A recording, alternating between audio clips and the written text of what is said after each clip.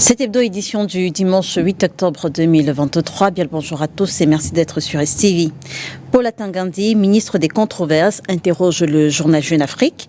Depuis son entrée dans le gouvernement camerounais en 2018, le ministre de l'administration territoriale s'est illustré par des déclarations musclées et par des gestes polémiques.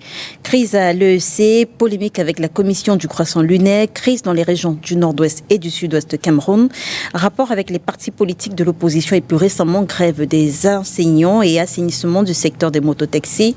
Paula Tangandi est partout en même temps, analyse de la méthode du MINAT dans un instant. Et le mouvement pour la renaissance du Cameroun porte plainte à 2 militants du Rassemblement démocratique du peuple camerounais, ce qui ressort d'un communiqué signé du secrétaire général du parti de Maurice Kamto. 2 plaintes ont donc été déposées lundi 25 septembre au tribunal de grande instance de Yaoundé contre le docteur Rifo et Patrick et Abama Yves, tous 2 communicants du parti au pouvoir. On en parle en entrée. Également sujet d'entrée, le gouvernement camerounais veut produire la carte nationale d'identité en 48 heures pour résoudre les problèmes de retard et de pénurie. Une ambition qui naît dans un contexte où se multiplient les plaintes. L'annonce a été faite par le délégué général à la Sûreté nationale lors de l'inauguration du centre d'enrôlement des passeports du littoral.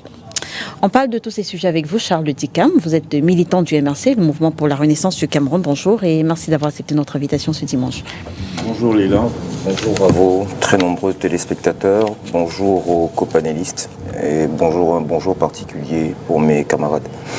Vous avez des camarades justement qui ont été remis en liberté, qui ont recouvré la liberté récemment. Qui ont accompli la totalité de leur peine. Oui. Voilà.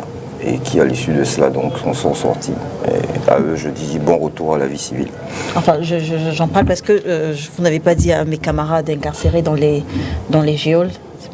Quand je dis à mes camarades, tous sont dedans, non? Ceux qui sont incarcérés en font partie. D'accord. En tout cas, merci d'être avec nous ce dimanche, Charles Dicam. À côté de vous, on reçoit Michel Micho Moussala. Il est journaliste. Bonjour et merci d'avoir accepté notre invitation ce dimanche. Bonjour Léla, bonjour à tous ceux qui prennent sur eux de vous regarder tous les dimanches. C'est toujours pas un exercice facile. Regarder ou bien présenter? Moi présenter et eux, ils sont des regardants. Non parce que vous vous présentez et les autres vous regardent. D'accord. Donc je salue tout cela. Oui. Je salue tous les panélistes ici présents. Oui. Particulièrement les hommes de l'ombre. J'aime souvent me rappeler d'eux comme journaliste. Vous ne pouvez pas produire cette émission si vous n'avez pas des techniciens de l'ombre, les caméramans, les ingénieurs de son, les copartistes. Oui. Voilà, donc vous conviendrez avec moi que c'est même eux qui font le plus gros boulot pour que ceux qui sont de l'autre côté arrivent à nous regarder avec beaucoup de sérénité. Donc ceci c'est pour moi un plaisir de me retrouver sur votre plateau parce que ça fait quand même pratiquement 1 an que je ne suis pas passé sur cette chaîne.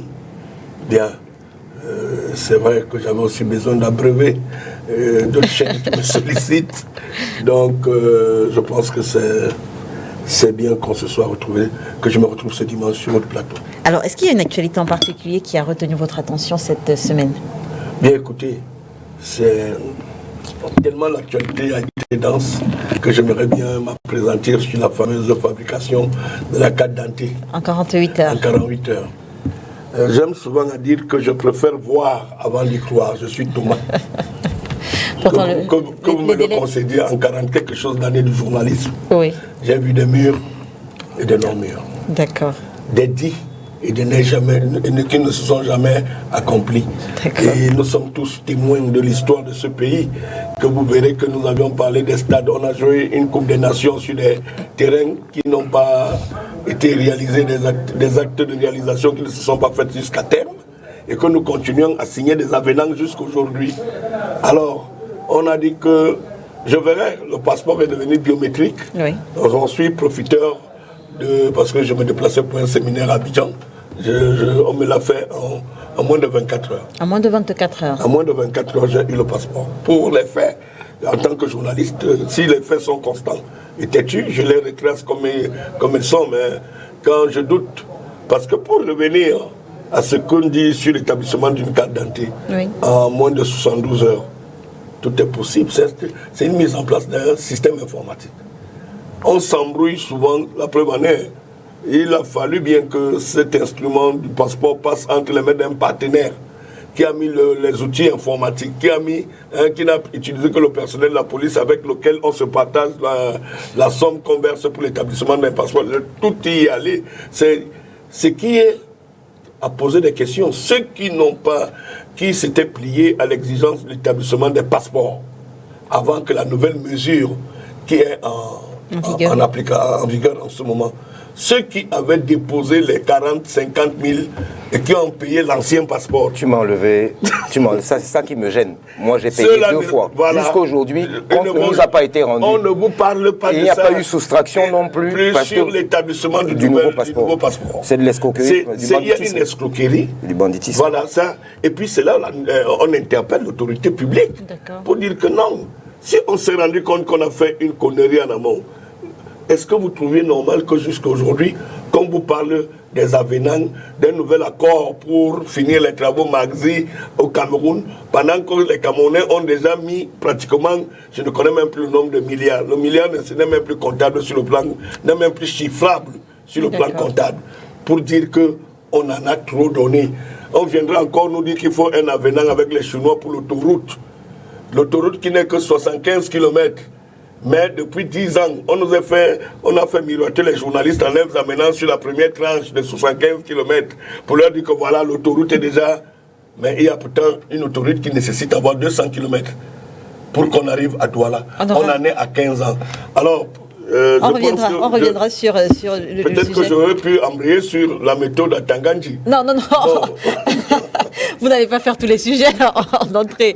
Merci en tout cas d'être avec nous ce dimanche, Michel Michaud-Moussala. Face à vous, on reçoit Yves Abama. Il est enseignant, il est militant du Rassemblement démocratique du peuple camerounais. Bonjour, monsieur Abama. Merci d'avoir accepté notre invitation. Bonjour, Léla. Bonjour, companélistes. C'est avec un très grand plaisir que je partage ce plateau en compagnie des aînés qui ont déjà jeté les dés, qui ont lancé le débat. Mais avant d'intervenir, je voudrais que vous m'accordiez... Vous voulez dire quelque chose sur la question des enseignants? Oui, je voudrais parce que votre posture n'est pas très délicate. Je voudrais parler à mes collègues enseignants parce que depuis que cette crise a commencé, la posture que j'ai fait que des collègues me prennent pour un trait. Ils se disent que je ne participe pas à la lutte. Et je peux les comprendre parce que à un moment, il y a des postures qu'on prend qui sont des postures partisanes et qui font que certains ont le sentiment de ne pas retrouver l'enseignant. Donc je voudrais préciser à mes collègues ici qu'en réalité, je n'ai jamais cessé d'être enseignant. Je suis totalement d'accord avec toutes les revendications qui se font. Il faut que l'enseignant ait un statut spécial dans ce pays. Quand je dis l'enseignant, je parle de l'enseignant du public, je parle de l'enseignant du privé, je parle des vacataires que nous avons dans le lycée. Ça, c'est non négociable.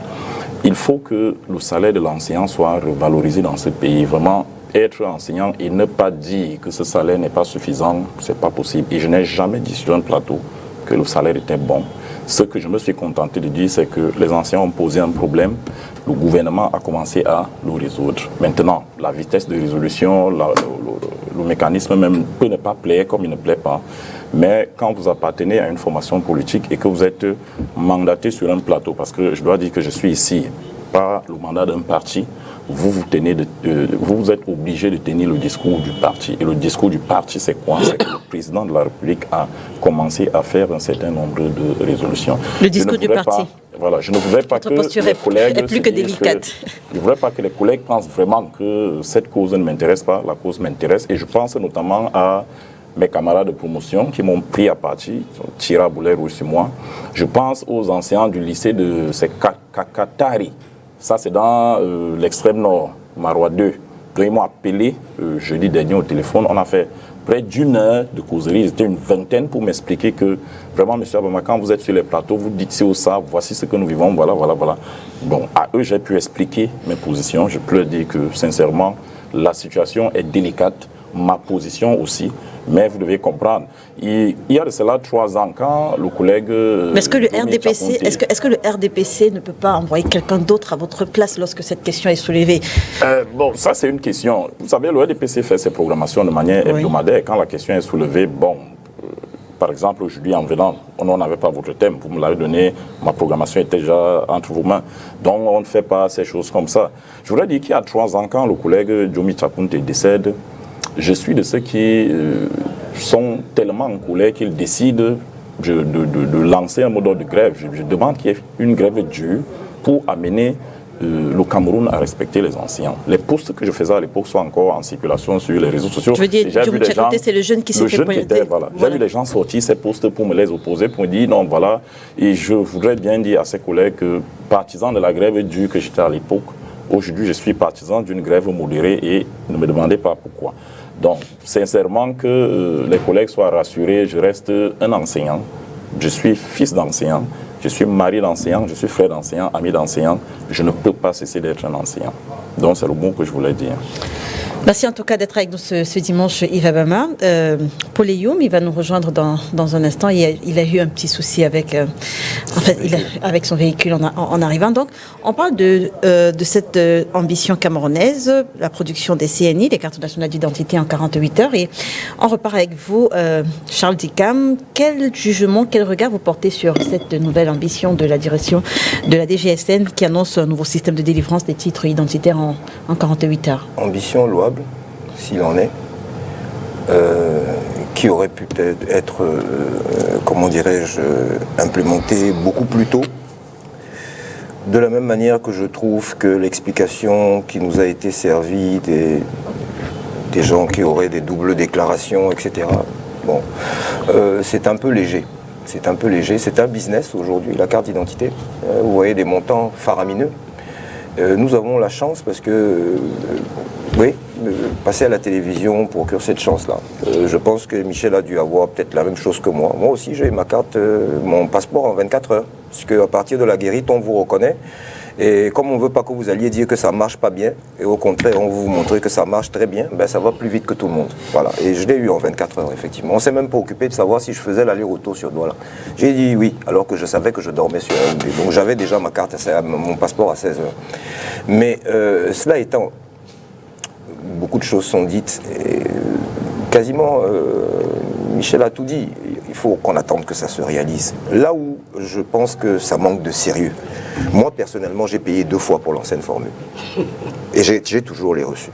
La CNI Non, je parle du passeport. C'est le même organisme, c'est la même personne, c'est le même ministère qui s'occupe de cela. J'ai payé 2 fois.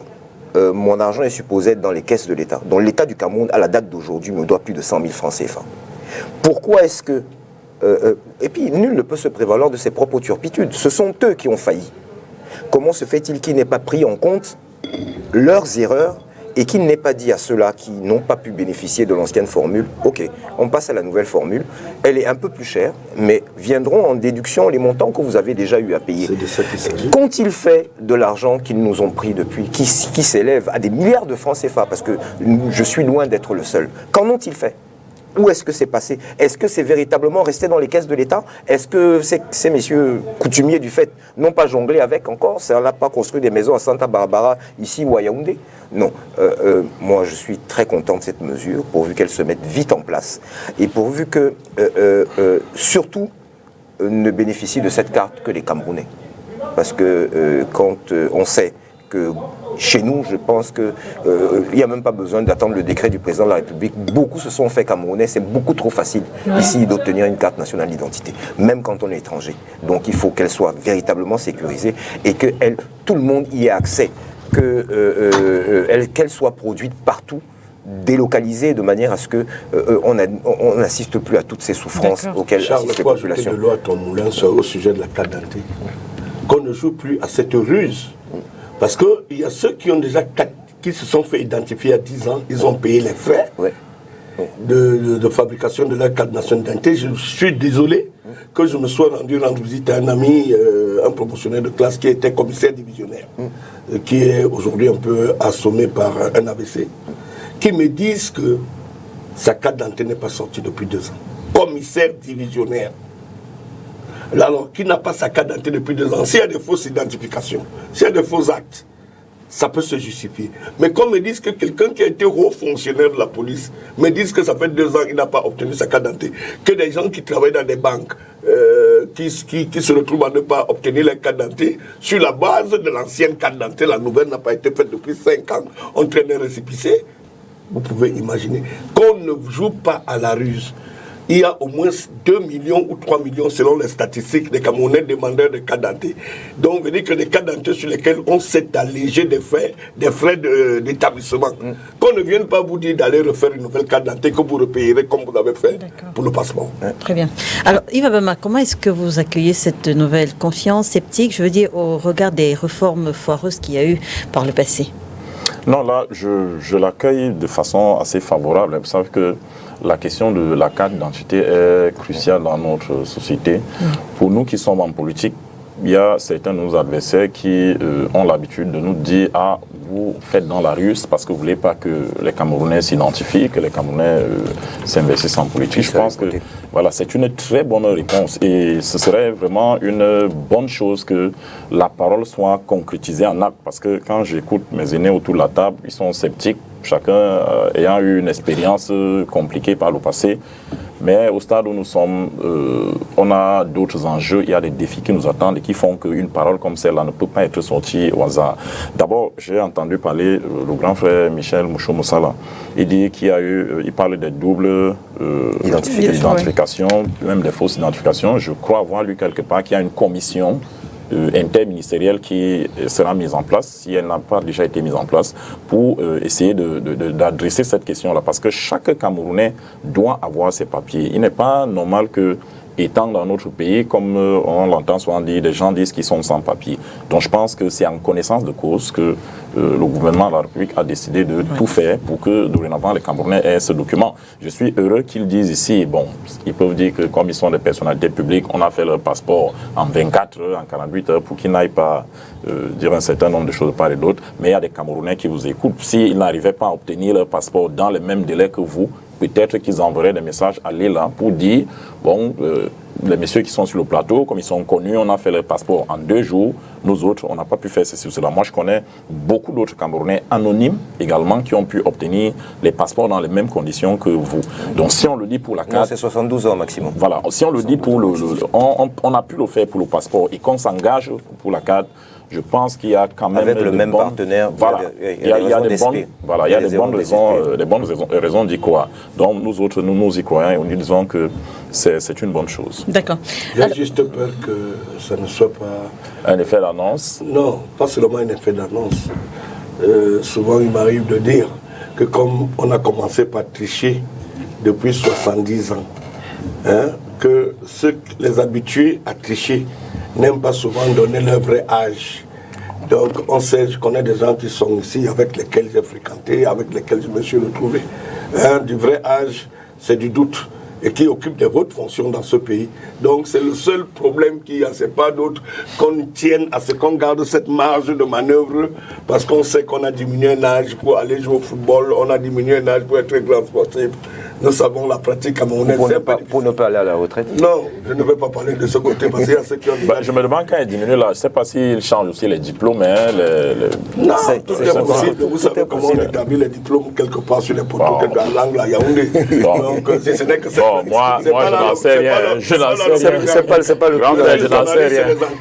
Je veux dire que cette mouture de vouloir garder ce système du faux, c'est depuis 80 ans que ça existe. Moi, je connais quelqu'un qui est encore en fonction. Son fils est colonel. Il ne va pas en retraite, mais son fils va en retraite l'année prochaine.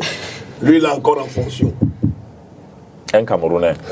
Vous voulez qu'on se... Je ne vais pas venir. Je peux donner le nom. Moi, le fils va à la retraite, mais ça ressemble à une anecdote. C'est des anecdotes vraies.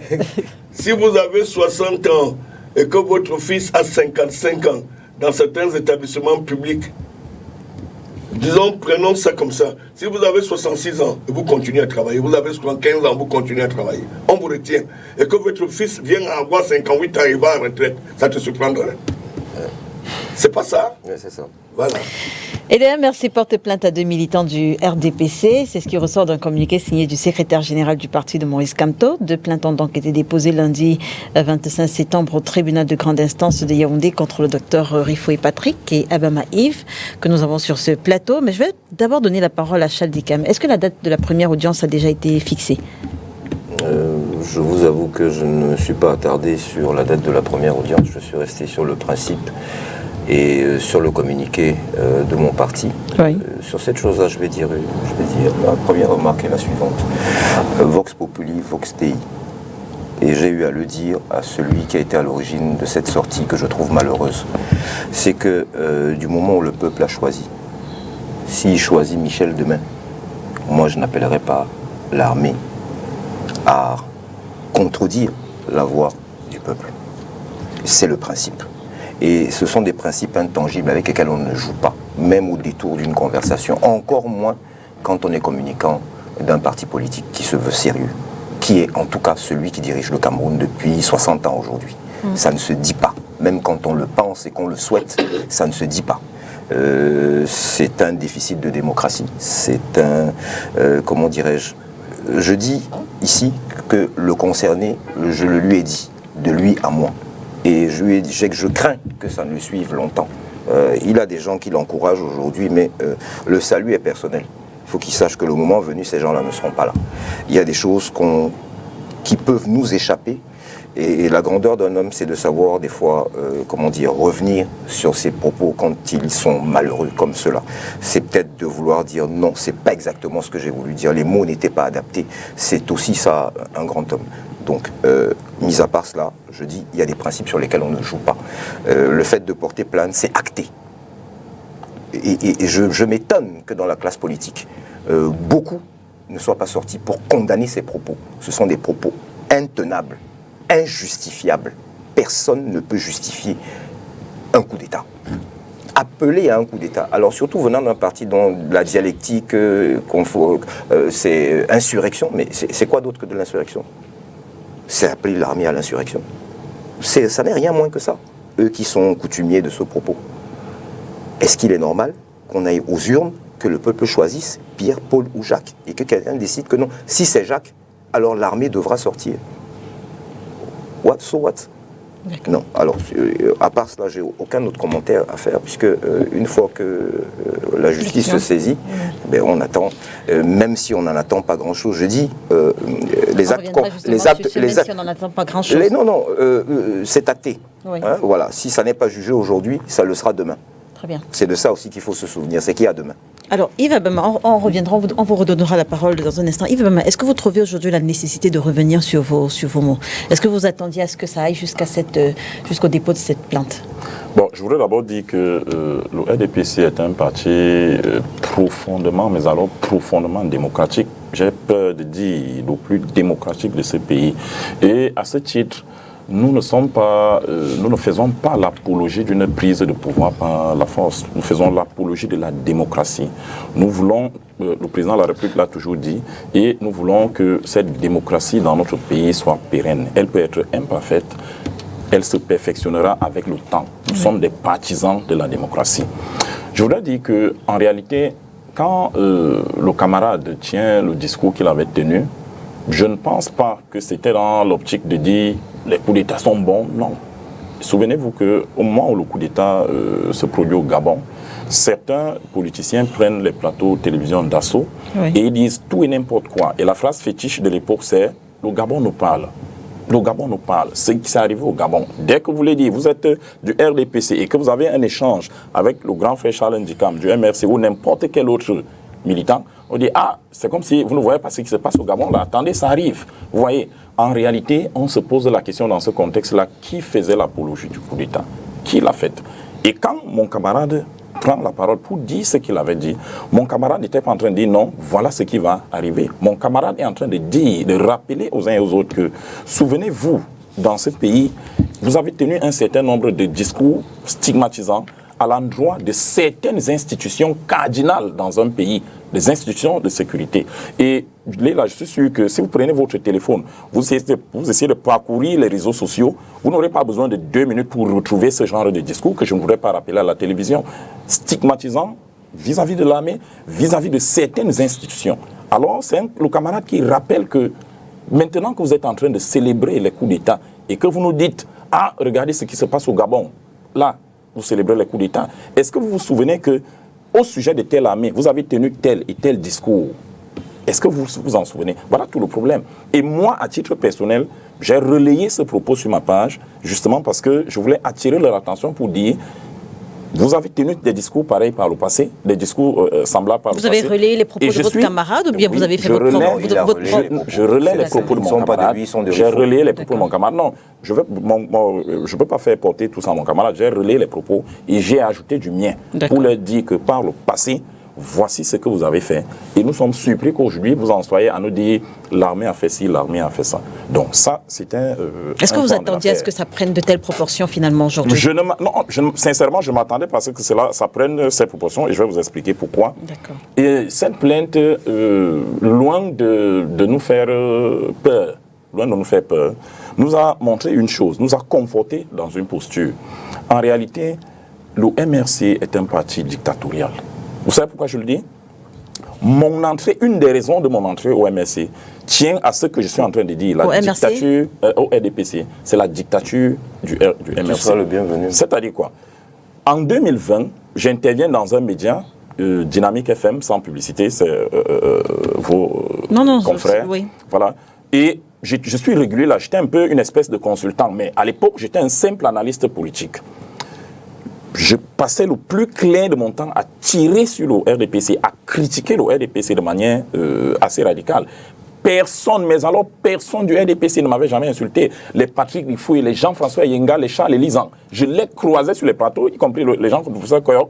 Je leur faisais face, je leur disais un certain nombre de choses, mais avec un ton très dur.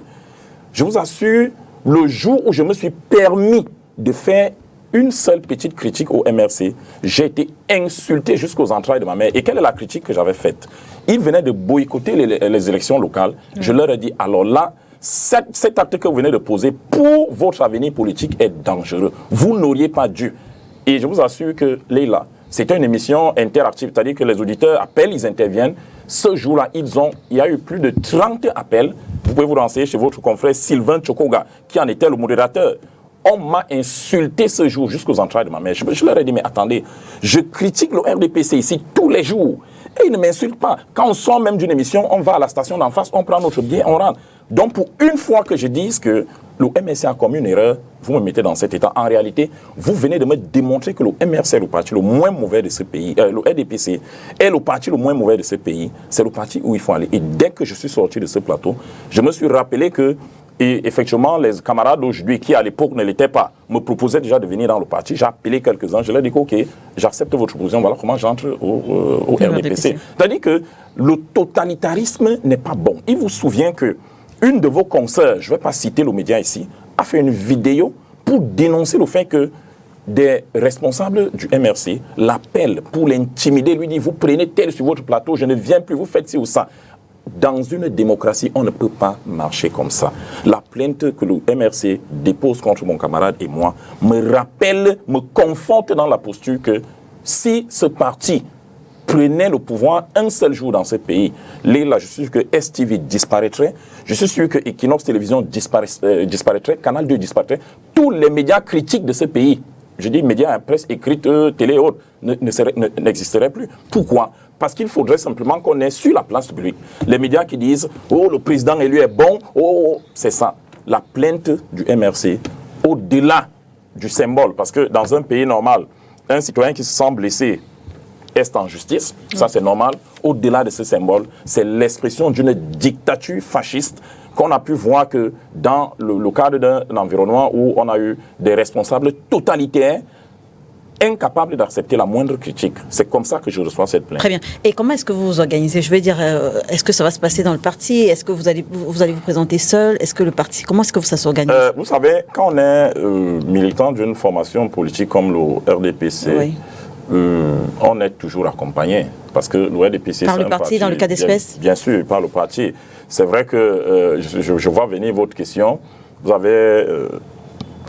on a dans notre conseil un avocat qui n'est pas du parti, c'est aussi ça notre droit. C'est-à-dire on reviendra là-dessus. On peut se faire encadrer par les avocats du parti. Ils sont nombreux à solliciter cet encadrement, hein, oui. Au-delà de ce que le parti est capable de mettre à notre disposition, déjà mis même à notre disposition. Il y en a qui acceptent, qui nous appellent pour dire, bon, on peut être partie prenante dans l'affaire, mais bon, on verra. Et en passant, pour le moment, nous n'avons pas encore été notifiés parce qu'au moment où je parle, c'est sur les réseaux sociaux que je découvre que le MRC a déposé une plainte contre moi. À titre personnel, je n'ai encore rien reçu. Quand je recevrai la plainte, je verrai comment faire avec mon conseil. Alors, Michel Michaud-Moussala, vous êtes au sourire. Quelle est selon vous la pertinence de cette action judiciaire? Léla, il m'arrive souvent de le dire, que si j'ai fait en 90 jusqu'à 97, 98 les fourreaux judiciaires de ce pays, c'est parce qu'il y a des gens qui n'ont pas accepté ce qu'on appelle le principe du droit à la différence. Et ça, c'est fondamental. Je suis démocrate, je suis journaliste, et je pense que nous sommes habités et habillés par cet esprit de liberté. Et je pense, en ce qui me concerne, je n'ai pas fouillé un peu dans le langage tenu par Obama et son Erifoué, des jeunes que je connais bien. Et je pense que je ne sais pas si l'action du MRC à l'endroit des militants du RDPC, c'est une action futuriste. Si s'ils estiment qu'ils en finissent par croire à la justice camerounaise. Et puis, le prisme de ceux qui prennent cela très au sérieux. Je pense qu'il faudrait que ça rentre quoi, la plainte, les propos, les deux, dans les deux sens. C'est-à-dire que les propos de Rifoué et d'Obama, ainsi que les plaintes déposées par le MRC, j'aurais souhaité que ça revienne à la camaraderie des partis. Oui. Voilà, que ça se résout à la camaraderie des partis, parce que nous avions vécu un langage violent, que ce soit dans la presse écrite, quand vous voyez des articles d'il y a 30 ans. Il suffirait de lire ces articles de cette époque, là que vous auriez des vertiges, vous n'auriez rien compris parce que nous étions extrêmement violents. Aujourd'hui, ça a changé, les approches ont changé, peut-être qu'avec quand le climat politique va aussi être très peu apaisant, le langage changera autour entre partis politiques, parce que même en France, il y a des propos qui se tiennent jusqu'aujourd'hui entre la gauche et la droite et l'extrême droite et tout. Mais ils n'en arrivent pas. Voilà des échanges qui se font de manière stylée, que je veux dire. C'est-à-dire qu'Obama et Rifoué se seraient rapprochés même de leurs camarades du MRC pour dire, écoutez, cette affaire, bon, on l'a dit, mais nous continuons dans notre monde d'échanges politiques que de se retrouver devant la juridiction. C'est peut-être ce que le MRC reproche aujourd'hui au RDPC, parce que si on s'en tient à ce que disait Charles Dicam, Yves Abama ou le docteur Patrick Rifoué aurait pu prendre la parole pour dire effectivement peut-être que nous l'avons pensé, peut-être que nos mots ont dépensé notre... Bon, souvent il y a des enseignements là qui nous disent que... sur...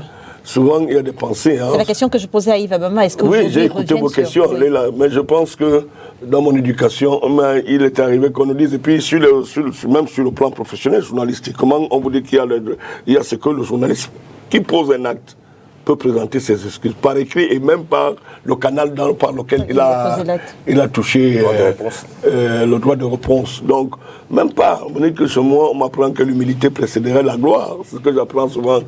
Ça veut dire que Rifoué et M. Obama auraient pris... Abama, pardon. M. Abama aurait pris tout simplement... Obama, il est à Tinga.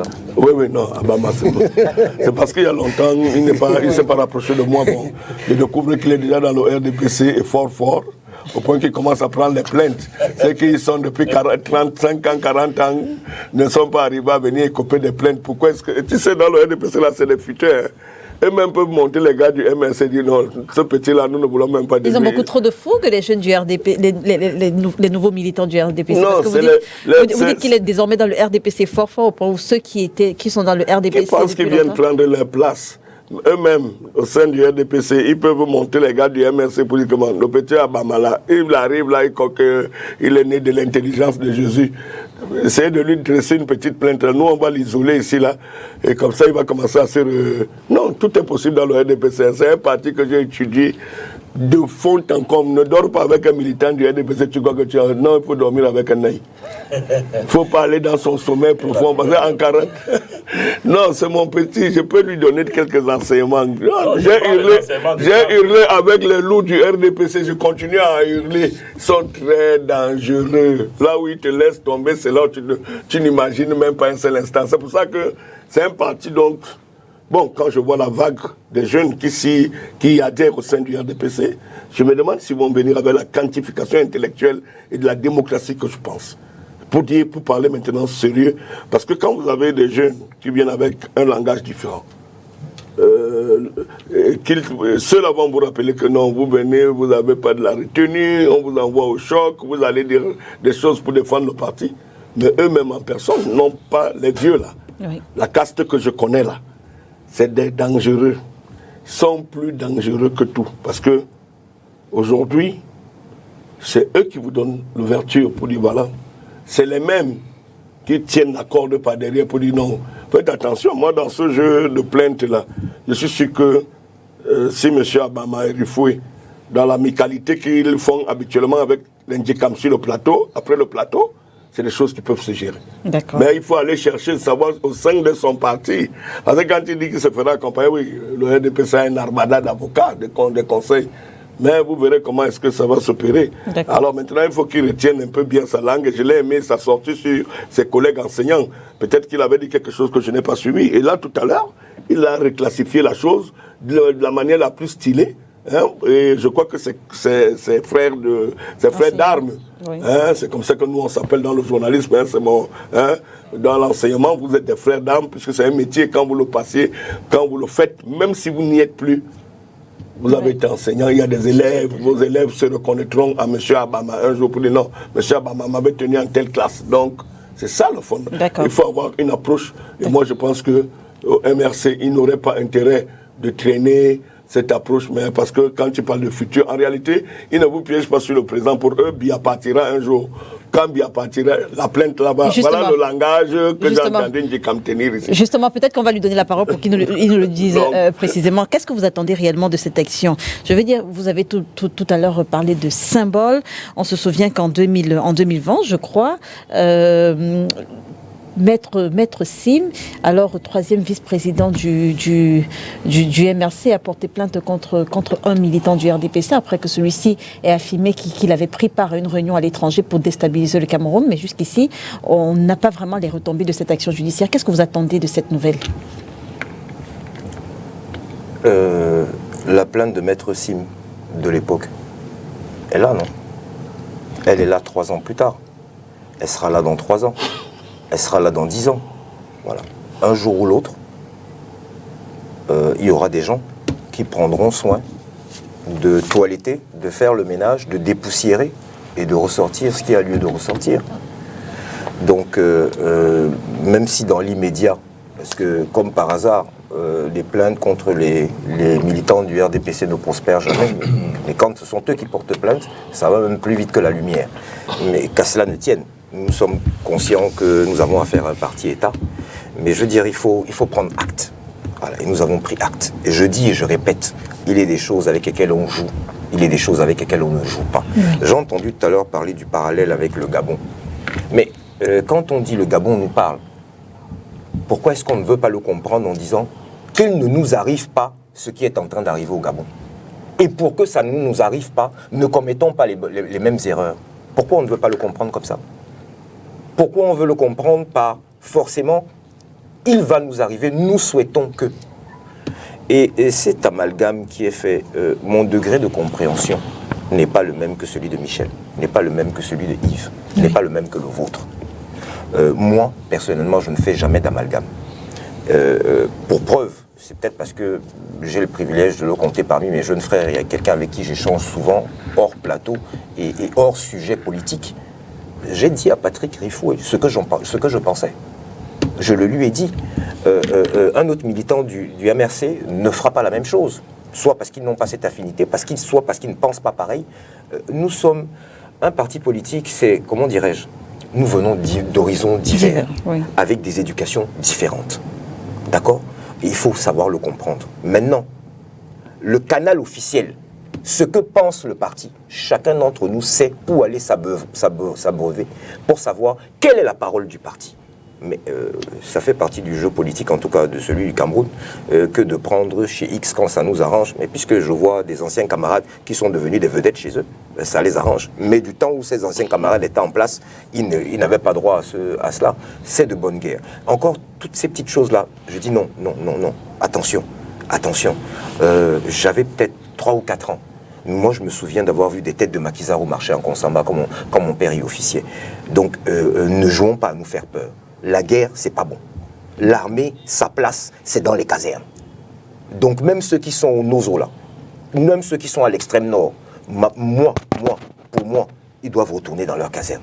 Donc on doit trouver une solution pour qu'ils n'aient jamais à sortir, sauf si nous sommes attaqués à nos frontières.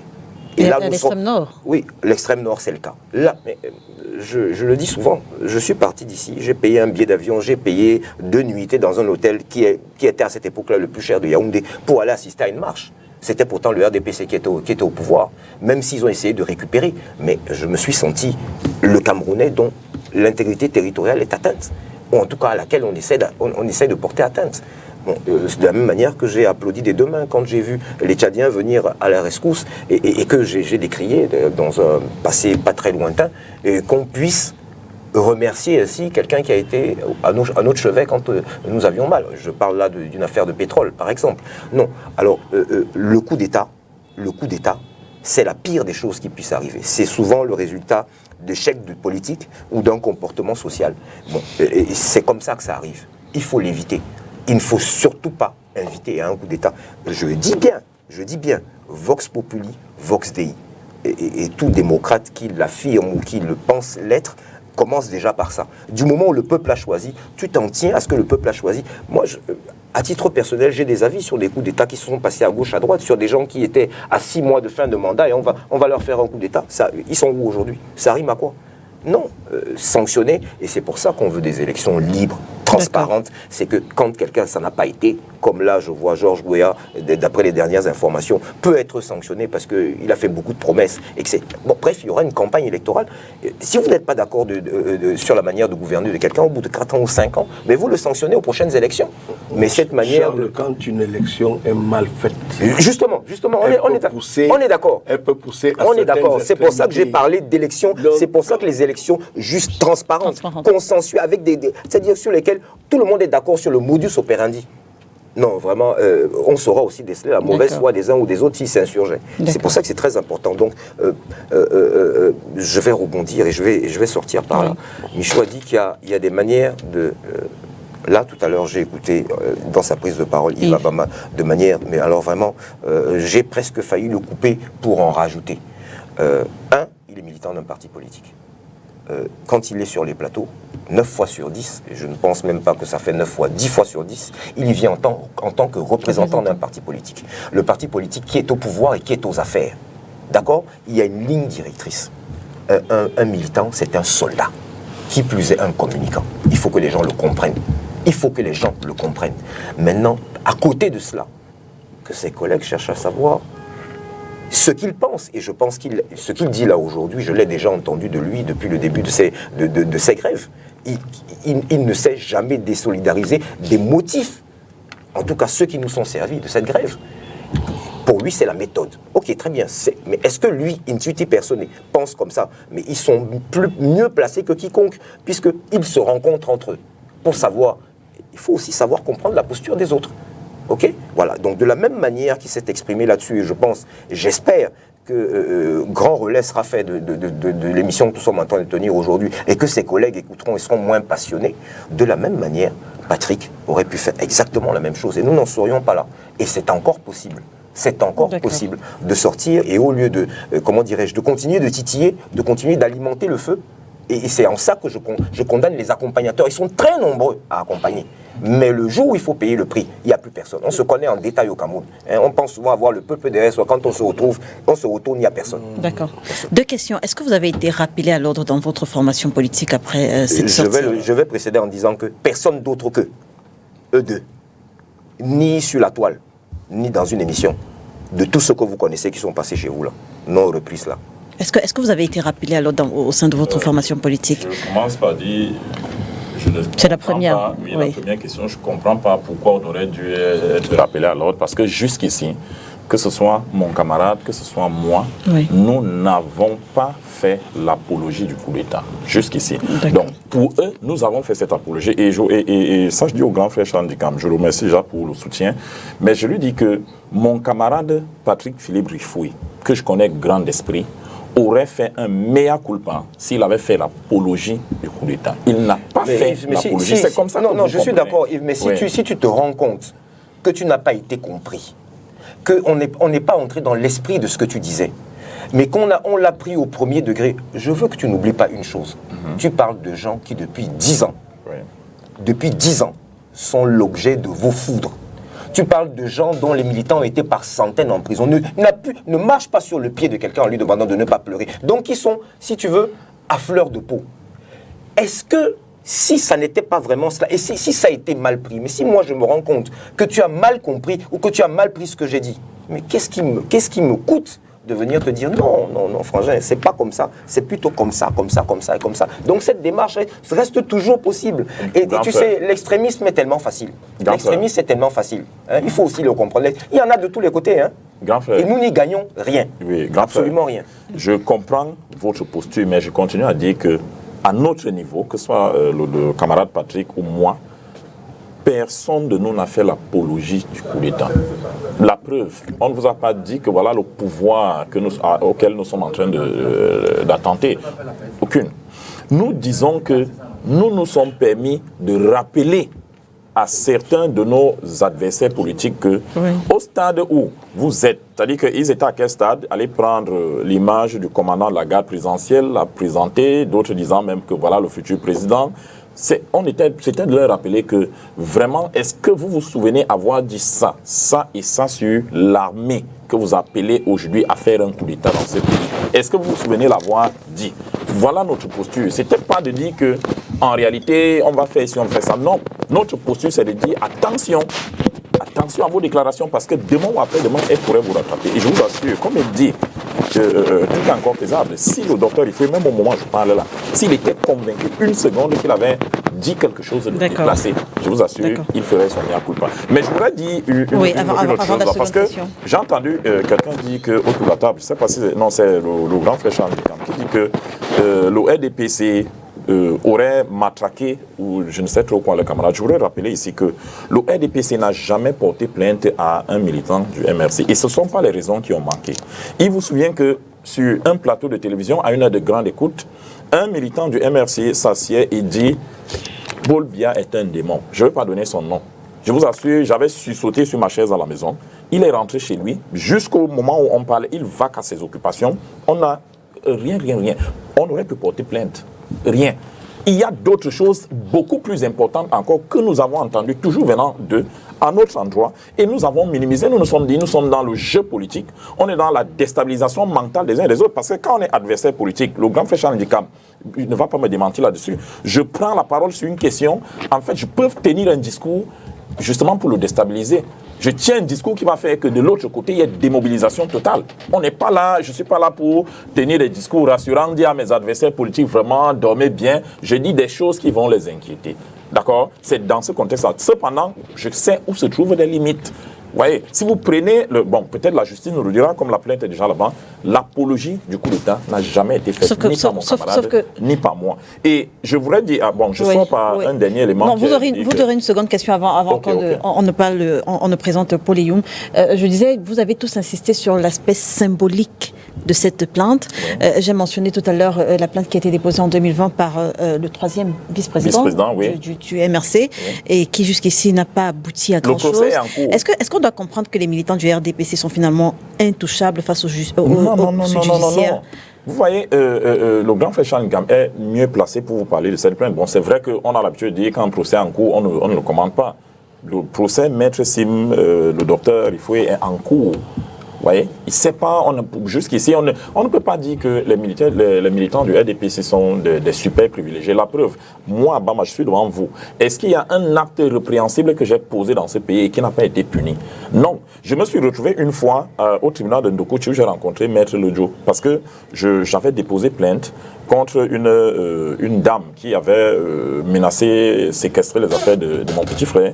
J'ai déposé plainte et j'attendais patiemment comme tout le monde. Maître Lodjo vient me trouve et me dit mais qu'est-ce que tu fais ici? Il s'est étonné alors de savoir que je peux me retrouver là à attendre et attendre. Donc c'était une affaire personnelle qui n'avait rien à voir avec c'est pour dire que votre parti politique. À titre personnel, que ce soit à titre des partis politiques, aucun Camerounais n'est au-dessus de la justice, même pas le président de la République. Et il a dit, vous voyez, nous avons intérêt à faire une société juste. Pourquoi?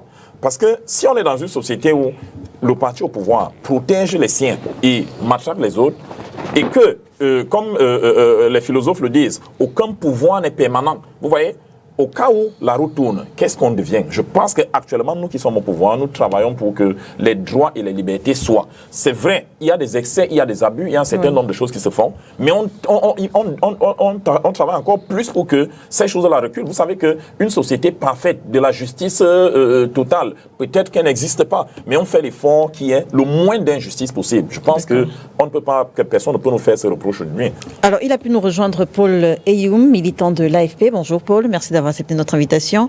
Vous avez pu régler le petit souci que vous avez eu avant d'arriver sur ce plateau. Merci d'être là. Merci Léla, bonjour aux différents co-panélistes, bonjour aux Camerounais qui sont fidèles à ce programme. Alors on parle justement de la plainte déposée par le mouvement pour la renaissance du Cameroun contre deux communicants du Rassemblement démocratique du peuple camerounais, en l'occurrence le docteur Patrick Rifoué et Yves Abama sur ce plateau. Qu'est-ce que vous pensez de cette action judiciaire? Vous savez, sur quoi est-ce qu'elle peut aboutir finalement? C'est juste une action pour occuper la scène parce qu'en réalité, on a beaucoup de problèmes plus intéressants. Vous savez, le MLC, depuis la présidentielle 2018, particulièrement depuis l'année 2019, après l'échec de la série de marches annoncée par leur président national, Maurice Kamto, c'est plus inscrit dans une logique de vouloir toujours occuper l'espace politique, soit en cherchant à faire du buzz, soit par des choses. Le MLC a déposé beaucoup de plaintes. Il y a eu d'ailleurs même, je crois, une plainte contre le professeur Misanga, des propos qu'il a tenus lors d'un débat concernant le président national, mais aucune de ces plaintes n'a abouti. Et en même temps, pourquoi est-ce qu'elles n'aboutissent pas à votre avis? Je ne sais pas. Ce n'est pas nouveau. Eux-mêmes, ils savent, ils le disent tous les jours que la justice est aux ordres. Nous sommes non surpris que la même justice qui est aux ordres, c'est la même justice vers laquelle ils courent tout le temps faire recours. Et même au-delà du Cameroun, il y a eu des plaintes à lui, il y a eu 100 000 lettres écrites dans les ambassades, les diplomaties, tout ça. Il n'y a pas de résultat. Donc moi, je crois qu'en fait, on est juste là en train de nous perdre du temps. Excusez-moi, vous n'avez pas bien présenté Paul Eyoum. Il est là au titre de quel parti? Il est militant de l'AFP, je l'ai dit. L'AFP, parti d'opposition. Je l'ai dit. Oui, allez-y. Non, c'est ce que je voulais savoir. Allez-y. Je voulais me rassurer. Non, c'est important. Non, vous savez, en fait, c'est plus, nous sommes dans la même logique. Oui. La même logique. D'ailleurs, vous savez que la plainte vient à la suite. Vous avez, moi, je ne l'ai pas vu, mais j'ai lu juste la synthèse des reports qui ont été faits dans les différents forums et autres de la sortie du président national du MLC, qui a fait une sortie juste parce qu'un militant du RDPC, communicant, est allé dans un média, a donné son opinion. Parce que moi, j'ai vu la vidéo, même comme les gens n'ont pris que la partie qui leur arrangeait, il a donné son opinion, il lui a posé une question simple. Est-ce que vous pensez au Cameroun, il peut avoir un coup d'État comme au Gabon? Et il a répondu oui. À la surprise générale, on lui a demandé comment est-ce possible. Et il répond, d'après lui, que si en 2025, un parti comme le MLC, ce qui veut dire que là, il donne son opinion. Il n'est pas en train de dire qu'il appelle au coup d'État. Il dit si un parti comme le MLC prend le pouvoir pour tel, il a expliqué les raisons, les arguments qui l'amènent à avoir cette opinion. Lui, il pense qu'il pourra avoir un coup d'État. Il n'a pas dit qu'il faut un coup d'État. Or, moi, je me rappelle très bien, les mêmes personnes qui se plaignent aujourd'hui, sur des plateaux de télévision, partout, sur les réseaux sociaux, ont parfois appelé l'armée en disant que lorsque les élections, le peuple ne peut plus rien, que c'est l'armée qui doit prendre. Moi, je me rappelle très bien. Ils ont toujours tendance, ils ont eu tendance à dire parfois qu'il fallait que l'armée réagisse, que tel pays nous parle. Le Mali nous parle. Quand il y a coup d'État au Mali, ils insultent l'armée camerounaise. Regardez ce que les colonels font là-bas. Ici, ils ne font rien. C'est ça. Et maintenant que Rifoué ait pris la même position, mais dans le sens contraire, on a fait tout un drame. Et moi, je crois quand même que si on va même dans le fond, en réalité, les arguments qui ont même été évoqués ne sont pas des arguments à balancer. Vous ne pouvez pas vous inscrire depuis 2019 dans une posture totalement anti-républicaine. lorsque vous avez traité l'armée de milice, on a traité l'armée de forces d'occupation dans les régions du nord-ouest et du sud-ouest, alors qu'elles sont seulement là-bas dans le cadre de la protection du territoire camerounais que nous voulons tous gouverner. Vous ne pouvez pas, sur les réseaux sociaux, vos militants, faire la promotion de tous les actes de violence. Dès qu'on tue un soldat, on affiche, partout, on célèbre. C'est ça. Dès qu'il y a, par exemple, et moi je me rappelle, j'ai souvent dit à certains amis des ONG que je suis souvent choqué. Lorsque l'armée est soupçonnée seulement d'avoir posé un acte une bavure. Oui. À 6 h du matin, il y a déjà un endroit dans un hôtel qui est réservé. Tout le monde est là, on fait un point de presse. Mais dès qu'il y a quelque chose qui se passe, que des criminels agissent dans les régions du nord-ouest et du sud-ouest, c'est le silence radio. Et les mêmes personnes qui se plaignent aujourd'hui sont souvent accusés à raison ou à tort de silence complice. Donc moi je crois qu'en réalité nous sommes juste là dans une distraction qui ne nous amène nulle part. Et tout ça ce sont les conséquences du boycott. Parce qu'en réalité c'est le fait de n'avoir plus rien à proposer sur le plan politique jusqu'à la période de 2025 qui amène peut-être le MSC à entrer de plus en plus dans ce genre de choses. Ça ne nous fait pas avancer. Et moi honnêtement je suis très choqué de voir qu'un monsieur comme Maurice Kamto, qui a fini deuxième à l'élection présidentielle, c'est-à-dire qui est potentiellement le président de la République du Cameroun, sorte pour répondre parce qu'un militant du GDPC s'est assis comme nous sommes assis là et il a donné son opinion. Je suis choqué de le voir, même lorsqu'on réunit les partis d'opposition, il est assis parfois derrière l'angle, comme on dit souvent, vous voyez la porte des toilettes, c'est souvent à côté de la maison. Je rappelle que vous êtes un ancien militant du RMC. Bien sûr, non, moi je suis choqué parce qu'en fait, quand vous voyez... Son parcours politique, il a beau être jeune, il est déjà long. Quand vous voyez l'homme, vous voyez ses résultats à l'élection. Quand vous voyez l'homme, vous voyez ses résultats à l'élection présidentielle, honnêtement, beaucoup vont vous dire que nous sommes choqués parce que nous croyons que vraiment c'est descendre bas, aller jusqu'à ce niveau de position. Eux-mêmes ils savent que la peine là n'aboutira pas. Eux-mêmes ils le savent. Donc ça ne sert à rien de nous perdre. Ils ont parlé du symbole. Chaldicam a parlé du symbole derrière cette action. Vous savez, ça fait partie de ce que j'appelle la stratégie, les tic-tac, tic-tac. Nous sommes habitués à ça. Voilà encore un autre démocrate qui se réjouit de dire qu'une plainte déposée n'aboutira pas. Il s'en réjouit. Non, je ne m'en réjouis pas. Je vous dis la Moi, je ne commenterai pas vos propos parce que je sais que ce ne sont pas ceux de l'AFP, ce sont vos propos personnels. L'aigreur mène souvent à ça. Ça va vous passer. D'accord. Vous terminez. Vous avez terminé? Non, sur le MRC, il n'aura pas terminé. Laissez-lui jusqu'au soir, il pleure encore. Non, vous savez, c'est une veuve et pauvre. Chaldicam, il se sent peut-être comme encerclé. Simplement pourquoi? Moi, encerclé? Encerclé? Paul, c'est à moi que tu parles. Tu m'as déjà vu un jour me sentir encerclé? Par qui? Là où tu ferais partie du cercle? Non, Abama. Mon petit. Non, laisse. Vous n'avez pas écouté. Corrige vite, tu t'es trompé de client. Parce qu'en réalité, vous n'avez pas écouté Michel Moussala. Il n'avait pas la parole quand vous entriez. Non, vous savez, il sait son appui. On connaît les positions de chacun dans ces pays. Vous savez, je vais vous prendre un exemple. Abama et ses amis, ses camarades de parti, si vous voulez, ils ont l'habitude de dire. C'est mieux de dire ses camarades parce que toi, tu es leur ami. Oui, non, voilà. Allons-y, on continue. Comme vous avez des amis au DPC, c'est logique. Continue. Donc, et ses camarades, ils ont l'habitude de dire quelque chose qui paraît banal, mais qui est vrai. Le MSC a réussi un espoir qu'on n'a jamais vu dans la scène politique au monde, se mettre à dos tout le monde. Le parti au pouvoir, l'administration, les partis d'opposition, les communautés, l'armée, tout le monde. C'est-à-dire, et c'est ça qu'il faut aujourd'hui, dès lors qu'ils prennent une position, ils se sentent toujours comme encerclés. Je reprends le mot, parce qu'ils ont l'impression que tout le monde leur en veut. Mais ils ne se posent pas la bonne question.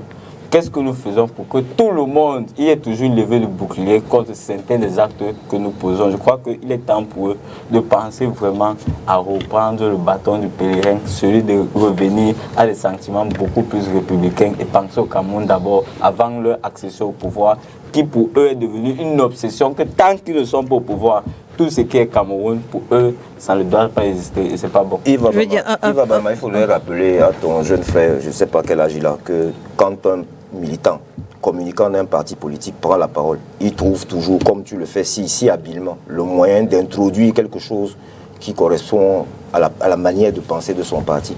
Il faudrait mieux de faire la promotion de l'AFP dans ses prises de position. Là, il ne va pas prospérer. Alors, on va sortir de ce sujet, Michel Moussala. On apprend d'ailleurs, je pense que c'est Yves Bamama qui le disait, on apprend d'ailleurs qu'un ancien cadre du MRC, Maître Richard Tanfou, récemment exclu, envisage de défendre gratuitement ces militants du RDPC. Qu'est-ce que ça vous inspire? On défend des criminels. C'est pas son métier. Qu'est-ce qui vous étonne? Moi, je ne vois même pas ce qui est sujet à question dedans. Il est avocat. Bon, il est avocat, c'est son métier. On est criminels en même temps. Non, je dis c'est pas exactement vous n'êtes pas des criminels. Mais les avocats défendent bien des gens qui ont commis des meurtres, les plus atroces qui soient. Pourquoi est-ce qu'on devrait s'étonner que vous soyez défendus? Charles, pourquoi ils ne devraient pas les défendre? Peut-être parce qu'ils étaient opposants hier. Allez-y. Parce qu'ils étaient opposants hier. Oui, bon, lui encore, c'est dans la manifestation de son métier. C'est pas comme Eyoum. Moi, je pense que j'ai écouté avec tout cuit différentes interventions. Vous savez, c'est les joutes normales des partis politiques. Cette posture ne me paraît pas surprenante. C'est normal, Charles, Eyoum, M. Abama. C'est normal, chacun vient avec une couverture politique. Mais nous devions faire des analyses avec une espèce de lucidité, parce que moi, en 40 ans, je fais que analyse politique. Donc quand je les écoute, je finis par comprendre que c'est un instinct de positionnement. Quand j'écoute Abama, il faut que ses camarades et même le comité central sachent que, bon, c'est un enfant qui s'exprime bien, qui a une logique, qui a une suite dans les idées. Quand j'écoute Eyoum, que j'ai déjà eu à croiser une fois sur STV, où il m'a laissé parler plus d'une heure, parce que peut-être qu'il m'arrive souvent d'interrompre, et que monsieur écoutez l'enseignant, parce que vos histoires là, vous venez, j'ai dit à Eyoum que j'écoute. Il est profond. Ses critiques, son approche, elle est même à prendre très au sérieux, parce que après que je l'ai écouté, j'ai compris qu'il est venu avec dans une logique de dire que Kamto et moi, je me demandais s'il n'est pas passé par ce parti. Vous êtes passé par le MRC un jour? Si, il est passé, il a été. Ah, d'accord. Il a été militant du MRC. Vous conviendrez avec moi que tous ceux dont j'ai vu sortir du RDPC sont devenus des tyrans du RDPC. Quand ils prennent la parole, pour eux, le RDPC, c'est un parti à abattre. C'est tout à fait normal que votre posture soit celle de voir Kamto, parce que vous avez été dans ce milieu, vous connaissez bien le milieu. Il n'y a que vous qui êtes mieux placé pour bien analyser la posture de M. Kamto et de son parti. Quant à mon frère Charles Ndjikam, c'est tout à fait normal. Lui, il est encore dans le parti. Et des problèmes idéologiques du parti, c'est lui qui devrait savoir les tenir. Alors dans tout ça, il faut qu'on comprenne qu'il ne fallait pas qu'un avocat vienne d'ailleurs pour venir soutenir Abama et Rifoué. Il fallait bien qu'il sorte du MRC, qu'il vienne du MRC pour qu'il soit mieux placé pour défendre Abama. C'est stratégique. Donc vraiment, après que j'ai dit tout ça, c'est un jeu politique. Je vous ai dit ici que les règles de jeu sont peut-être entre les mains de l'arbitrage, mais je voudrais dire tout ceci, parce que j'ai écouté les gens parler de la lenteur judiciaire, l'impartialité de la justice. L'impartialité de la justice, le temps de la justice n'est pas celle des justiciables. Parce qu'il y a trop de mécanismes qui rentrent. Quand vous allez à une audience, un avocat sort avec des exceptions. Il vous cite le code de procédure pénale avec une exception, avec un cas de jurisprudence qui s'est fait il y a 100 ans. Il faut aller refouiller. Le temps des hommes, c'est pas celui de la justice. Très bien. Vous voulez dire un dernier mot? On sort de ce sujet, ça va? Ok. Alors, depuis son entrée au gouvernement en 2018, Paul Atangandi n'a cessé de prendre de l'envergure dans les médias notamment, entre déclarations musclées et gestes polémiques. Paul Eyoum, on repart avec vous. Comment est-ce que vous décririez le ministre de l'administration territoriale? Oui, le ministre Paul Atangandi, il faut le voir sur 3 ans. Premier, en tant que citoyen.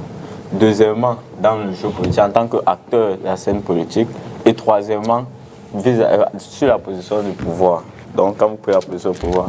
En tant que citoyen, vous savez, le ministère de l'administration, qui était à l'époque ministère de l'administration territoriale, la décentralisation, a été subdivisé en 2. Vous savez que la décentralisation a eu un ministère et il n'est resté que le ministère de l'administration territoriale, dont la préfectorale et tout le reste concerne l'administration territoriale. Donc le ministre Atangandi, sur les questions de décentralisation, les citoyens ne l'attendent pas. Mais sur les questions d'administration territoriale, on a observé que le ministre Atangandi est venu avec une méthode qui est propre à lui. Dans ses discours, l'image qu'il renvoie aux citoyens, c'est qu'il ne faut jamais, même si vous êtes victime des bavures policières, etc., il ne faut jamais vous poser un acte d'indignation publique, un acte public d'indignation. Je prends le cas, vous savez, une fois, il y a eu une bagarre, une série, peut-être 2 ou 3 bagarres entre un civil et un policier. Vous savez, il est sorti, c'est là où je crois qu'il a parlé du serpent. Il avait utilisé une expression du serpent pour mettre en garde ceux qui s'aventuraient. On l'a vu au niveau de la préfectorale, on l'a vu au niveau, c'est-à-dire il a amené le ministère de l'administration territoriale à une espèce de chose où le citoyen, lui, aujourd'hui, il a même peur, je dis beaucoup plus que par le passé, de l'administration. Tout simplement pourquoi? Parce que dans ses sorties, ces discours qu'il tient, c'est comme si le citoyen, il n'a que des devoirs, mais il n'a pas le droit. Or, le citoyen, lui, il a besoin d'avoir un ministre de l'administration territoriale qui dit oui, vous ne devez pas vous attaquer à un policier, mais oui, je prends l'engagement que chaque fois qu'il y aura une bavure, il y aura quelque chose qui va en violation des droits des citoyens, je vous protège. Lui, il est uniquement dans la logique du gouvernement de le plus fort et de croiser les populations. Or, ce n'est pas ça que les citoyens attendent. Ils attendent un ministre de l'administration territoriale qui défend avant tout les valeurs d'éducation qui concernent la démocratie, les valeurs de droit et les libertés des citoyens. Donc, autant il revendique une certaine protection de tous les corps, la police, les préfets, etc., c'est de l'administration, autant il doit quand même rassurer les citoyens qu'ils ont des droits, ils ont des devoirs, et il va s'arranger à ce que ceux qui sont en bas, en dessous de lui, respectent cela. Deuxièmement, sur le prisme maintenant, en tant qu'acteur du jeu politique, le ministre Atangandi, au sein du gouvernement, il est entré dans une logique qui est compréhensible. Premièrement, vous savez, il y a eu la crise anglophone qui a commencé en 2016. On a dit que les anglophones n'ont jamais eu de postes, les postes clés, ministère de la Justice, l'administration territoriale, l'éducation de base, finance, on a cité, etc. Lui, il est entré donc dans ce cadre-là, en tant que ressortissant de la région précisément du Nord-Ouest. Ensuite, on a dit, malgré qu'il était déjà le poste qu'il a à la présidence, chargé de mission. Il est la défense. Les ministres délégués, exactement. Au conseil de sécurité.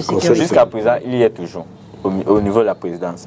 On l'a pris, on l'a mis ministre de l'administration territoriale pour répondre déjà à cette demande où on disait qu'il y a les anglophones ne n'occupent pas de certains postes clés. Oui. Ensuite, maintenant, il y a une chose qui est quand même bizarre, qui entre justement dans le cynisme du régime. Vous savez que le ministre Atangandi fait partie de ceux qui ont dit dès le début qu'il n'y a aucun problème anglophone. Il a allé jusqu'à organiser un meeting, je crois, le 25 mars 2017 à Bamenda. Je crois que c'était 2017 à Bamenda, où tout le monde a vu les images, les forces de l'ordre ont dû intervenir là-bas en catimini pour le sortir de là, parce que les populations étaient choquées que lorsque nous posons les revendications, lui, il vient avec ses camarades organiser un meeting politique.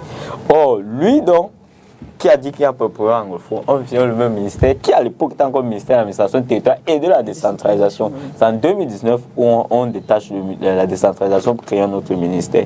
Donc on lui confie ce qu'il a d'abord dit que ça n'existe pas comme problème. Ensuite, le ministre Atangandi, on connaît ses méthodes, on sait que ce n'est pas quelqu'un qui passe par 4 chemins, c'est quelqu'un qui est direct. Et d'ailleurs, M. Chandi Kamel, si on se rappelle tout ce discours de mise en garde, lorsque, je crois, en décembre 2018, il avait tenu une conférence de presse pour mettre en garde les militants du MS au cas où ils vont marcher. Et ils l'ont fait en janvier 2019. Il avait dit que ceux qui vont marcher, les enverraient au village ici, je savais. On a tous vu le niveau de répression qu'il y a eu vis-à-vis des militants du MSC. Et donc, lui, il est celui qui portait le chapeau officiellement. Et après ça, on voit ses sorties, comme celle qu'il a fait dernièrement, où il dit que l'État, le gouvernement est un moulinex, oui, et que les malfaiteurs sont comme des condiments, et quand on met l'ail, le njang, etc., il ne peut en sortir que de la pâte.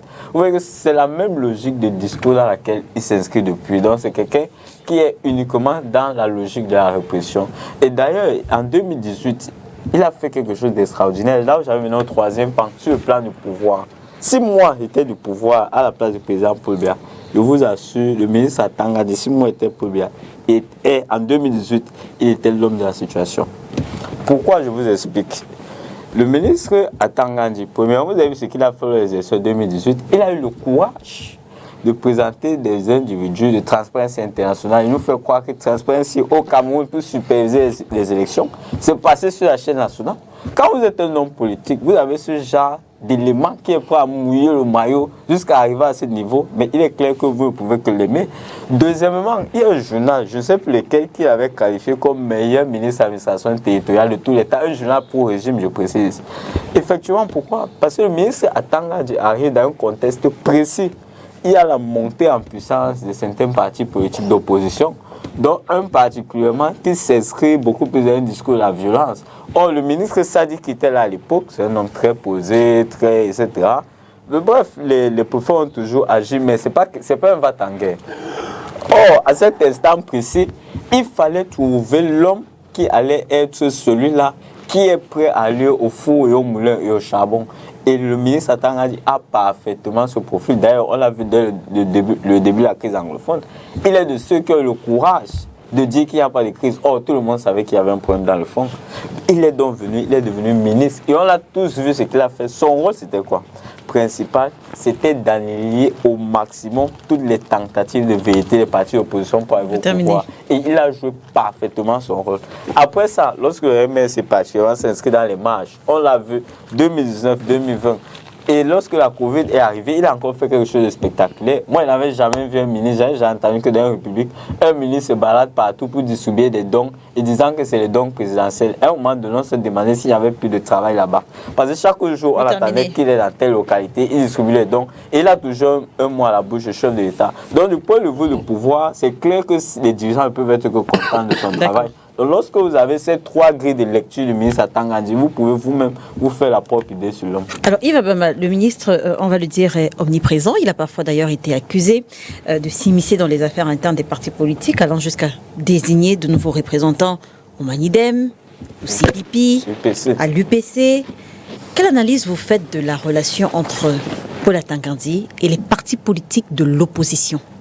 Oui, je voulais d'abord me dresser contre une partie du réquisitoire à charge de Paul Eyum contre le ministre Atanga pour dire qu'il ne peut pas nous dire que le ministre est uniquement dans la perspective de la répression et en même temps il nous dit qu'on l'a vu aller distribuer un certain nombre de choses de part et d'autre. Non, le ministre Atanga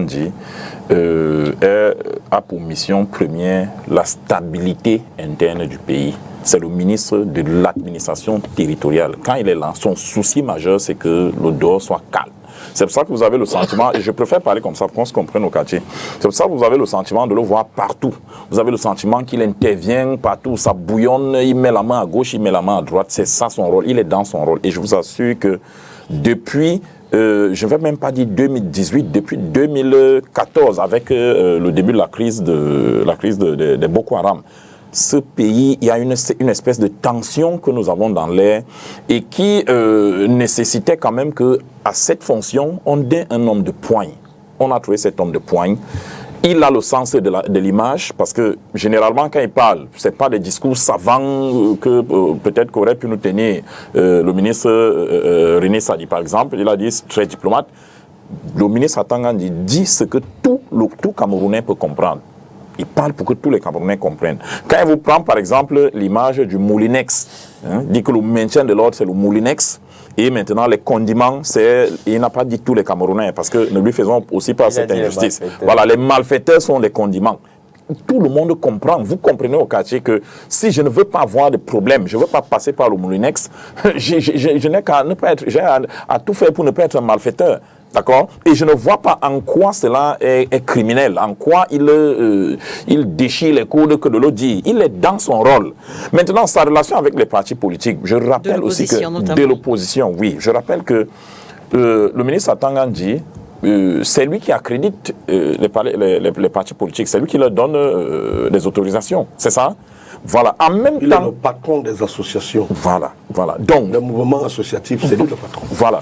Et sous cet angle-là, vraiment, il ne peut qu'avoir une relation un peu particulière avec ces partis politiques. Quand il y a du désordre quand il y a du désordre et qu'il peut apporter sa solution à lui par rapport au texte qu'il a, au texte des partis. Ce sont les partis qui lui disent, par exemple, que bon, on a fait un congrès, on propose tel, on fait sur ça. Et lui, il entérine ce que les partis proposent. Si on se retrouve dans une situation où on a peut-être, les partis ont trois tendances. qui chacune disent avoir fait une assemblée générale et proposer quelque chose. La tendance il ne choisit pas sa tendance, il choisit la tendance. Là, c'est un choix difficile. Si on vous met à sa place, on va à la place du ministre Atangandji, vous avez des partis dans cette configuration, je vous assure que le choix que vous ferez sera également discuté. Les gens iront dire, ah, il a choisi peut-être son UPC, son Manidem, son tel. Son CPP. Ou son CPP. Malheureusement, c'est son destin. Et je pense que nous sommes dans un pays de droit. Il y a un de ces partis qui a été en justice à la suite d'un choix fait par le MINAD. Et je pense qu'il a eu gain de cause là-bas. Donc, et puis, tout est revenu à la normale. Mais pour le moment, quand il agit, voilà, quand il agit, vraiment, il agit et c'est un humain. Ne lui demandez pas de ne pas se tromper. Hein. J'ai plusieurs choses devant moi. Je dois choisir une. Tel me dit, voici mes arguments. Voilà. Je fais comment pour faire un choix de Dieu? Je fais comment? Je m'appelle le ministre pour la Tangandji. Je fais comment pour ne pas me tromper? Ça peut arriver. Vous voyez? Maintenant, pour les partis politiques qui sont arrivés sur la scène, avec le discours de la défiance, le discours radicaliste, le discours de la surenchère, sincèrement, on ne peut pas accuser le ministre Atangandji. Parce que vous ne pouvez pas être président d'un parti politique. Vous décidez que vous allez défier l'État. Je vais prendre quelques exemples. Je ne sais pas, c'était en octobre 2020. En décembre 2019. Oui, décembre 2019. On sort une note, et là je parle du président du MRC, où on vous dit, si le président de la République convoque le corps électoral, il va s'en suivre une série de manifestations, je paraphrase, hein, jusqu'au départ. Qui n'auront pour chute que le départ du régime. Mettez-vous à la place du ministre Atangandji. Vous recevez une déclaration comme celle-là. Vous vous dites qu'on vous a envoyé quoi? Des biscuits ou un ultimatum? C'est un ultimatum qu'on vous a envoyé. Vous êtes chargé de l'ordre public et vous essayez de prendre toutes les mesures pour que l'ordre public ne soit jamais menacé.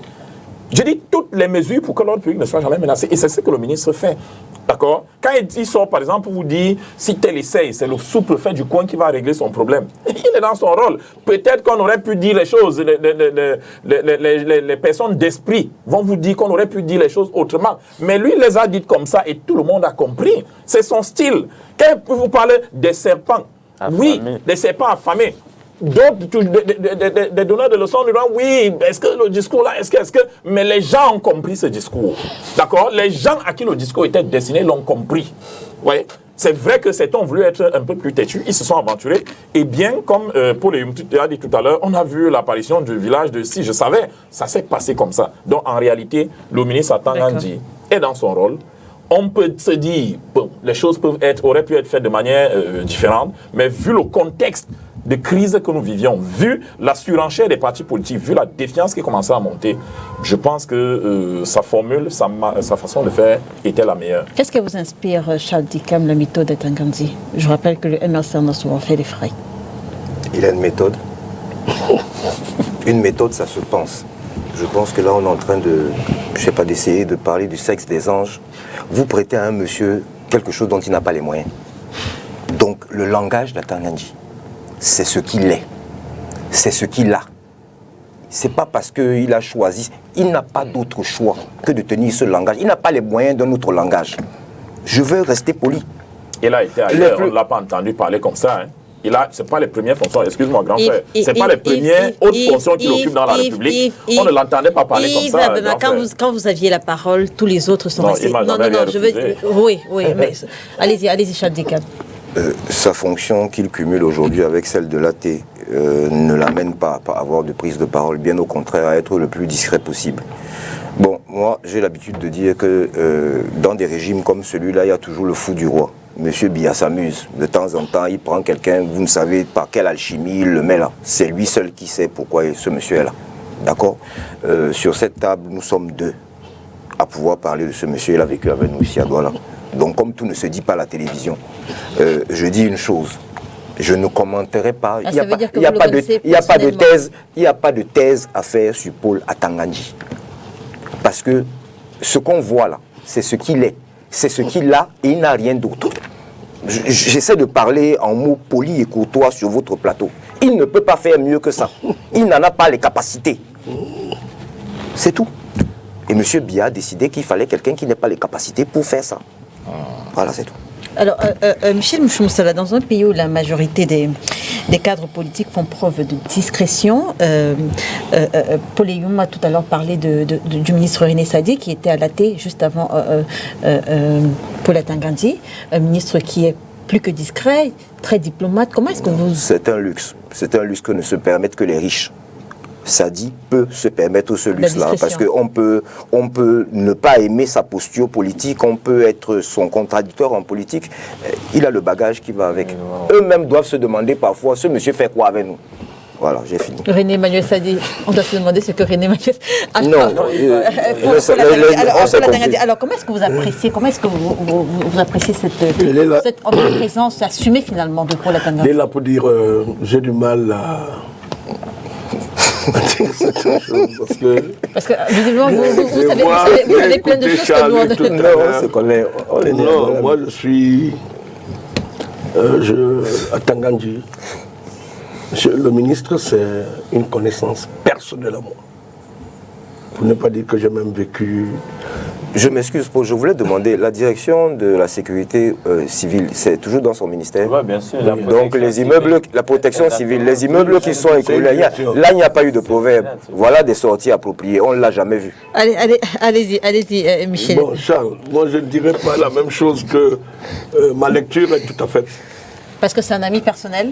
Non. Ça influe forcément. Ça n'influe pas. D'accord. Je vais lire. Vous posez une question sur le ministre Tangandji. Son omniprésence assumée finalement sur la scène. Je pense que c'est... Je vais me poser une question quand nous étions en fac. Oui. Lors de la grève, M. Aïdjo était sorti, il avait dit l'ordre régnera à l'université par tous les moyens. C'était le président de la République. Vous pensez que c'était un langage accepté par les intellectuels? Je le dis parce que... Le président Aïdjo était humble. Il a appris sur le tas. On a sait qu'il a appris, il s'est amélioré au fur et à mesure. De télégraphiste, il a été le meilleur président qu'on a connu. Je ne vais pas m'appesantir sur l'approche. Je ne sais pas si, quand tu vas à l'hôpital à Kentini, le gars, le psychiatre qui soigne les fous, il ne sait pas quel langage il tient aux gens du fou qui se retrouvent devant lui.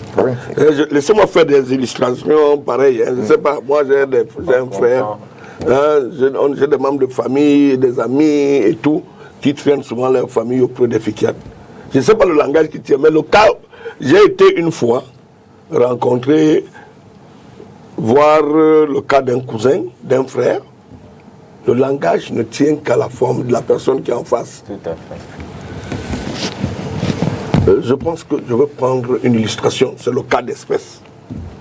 Je ne vais pas en faire un jugement sur les sorties de Tangandji. Peut-être que quand je commence à faire l'analyse de ce pays, j'ai l'impression que je me retrouve du côté de fou. Parce qu'en 90, 91, 92, jusqu'en 98, quand on nous arrêtait, on avait 30 plaintes, 40 plaintes à Ndiaoui, nous allions en prison, on est là. On nous considérait dans nos familles comme étant des fous. Cela veut dire que les choses que nous voyons et que nous critiquions pour la nation, pour cette société que je vois libre aujourd'hui, où ces enfants viennent aujourd'hui s'exprimer, nous avions payé le lourd tribut. Ceux d'en face étaient bien des intellectuels qui estimaient que le langage, les propos, les analyses, les écrits étaient inopportuns. Pourtant, la roue, le vent soufflait, c'était...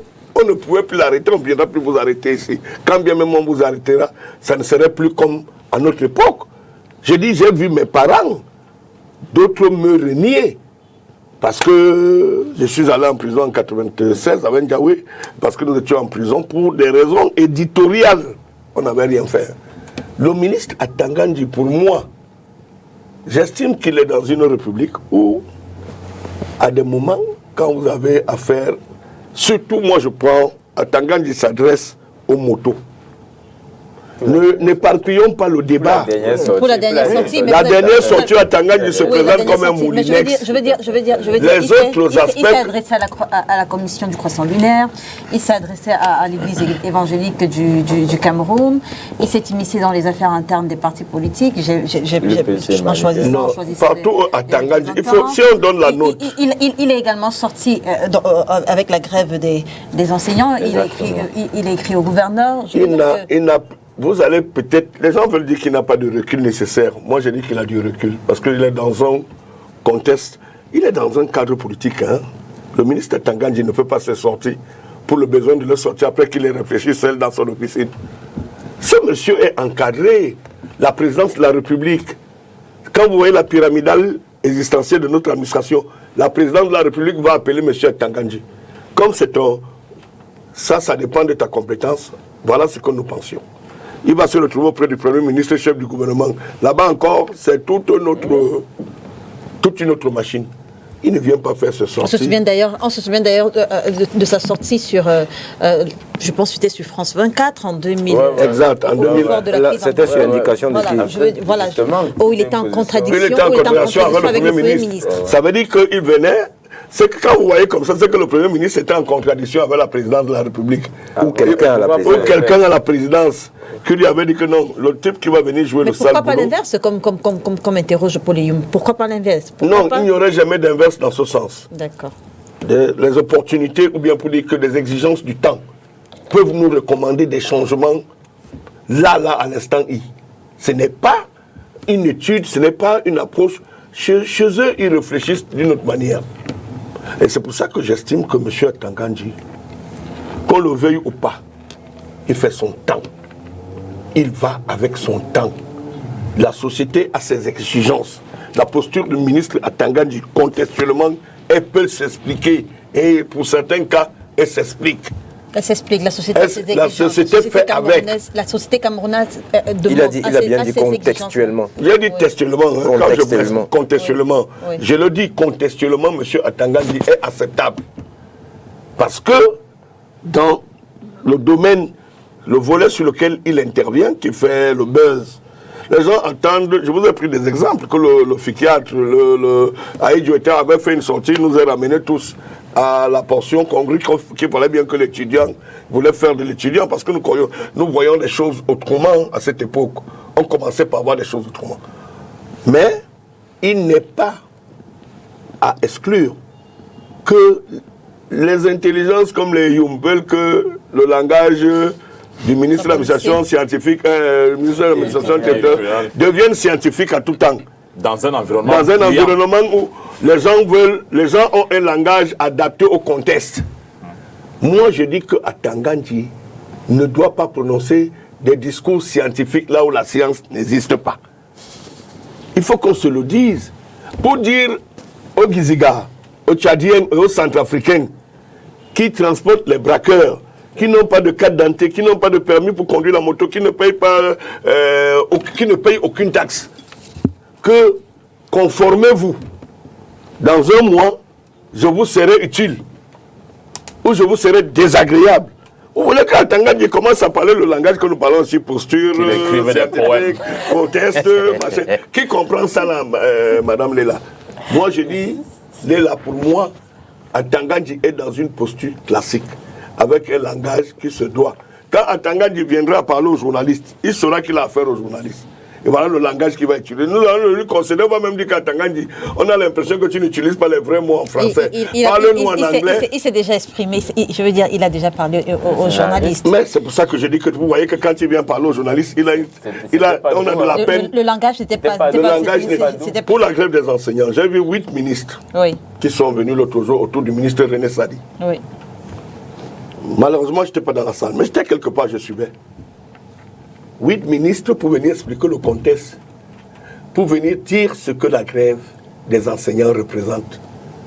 Mais les gens là se sont étalés à un français bizarrerie, au point que les journalistes se sont énervés, ils viennent parler à leurs élèves ici. On veut savoir pourquoi est-ce que les enseignants grèvent. On veut savoir qu'est-ce que revendiquent les enseignants.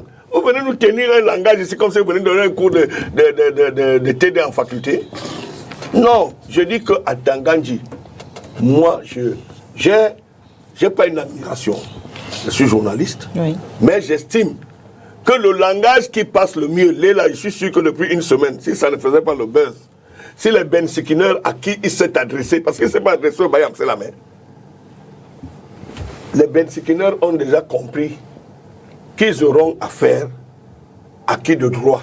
Moulinex. Et même pas les benzineurs, les malfrats qui se cachent chez les benzineurs. Non, moi je prends, parce que ceux qui transportent les malfrats, ceux qui leur facilitent leurs tâches, eux tous sont mêlés, les bandits et tout. Oui, c'est qu'il y a un qui m'a expliqué que, en fait, eux, ils se sentent un peu indexés quand on les mélange. Il y a des intrus, des gens qui ne vivent pas de la moto, mais qui viennent là, ils sortent autour de 18 heures et ils se mettent à faire la sale besoin. Et quand ils agissent, on les prend tous. Abama, c'est de ça qu'il s'est agi. D'accord. Savoir prélever le bon grain de livrer. Parce que quand on commence à catégoriser le banditisme, que tu voles un œuf, que tu envoles tout un plateau d'œufs, tu es considéré comme voleur.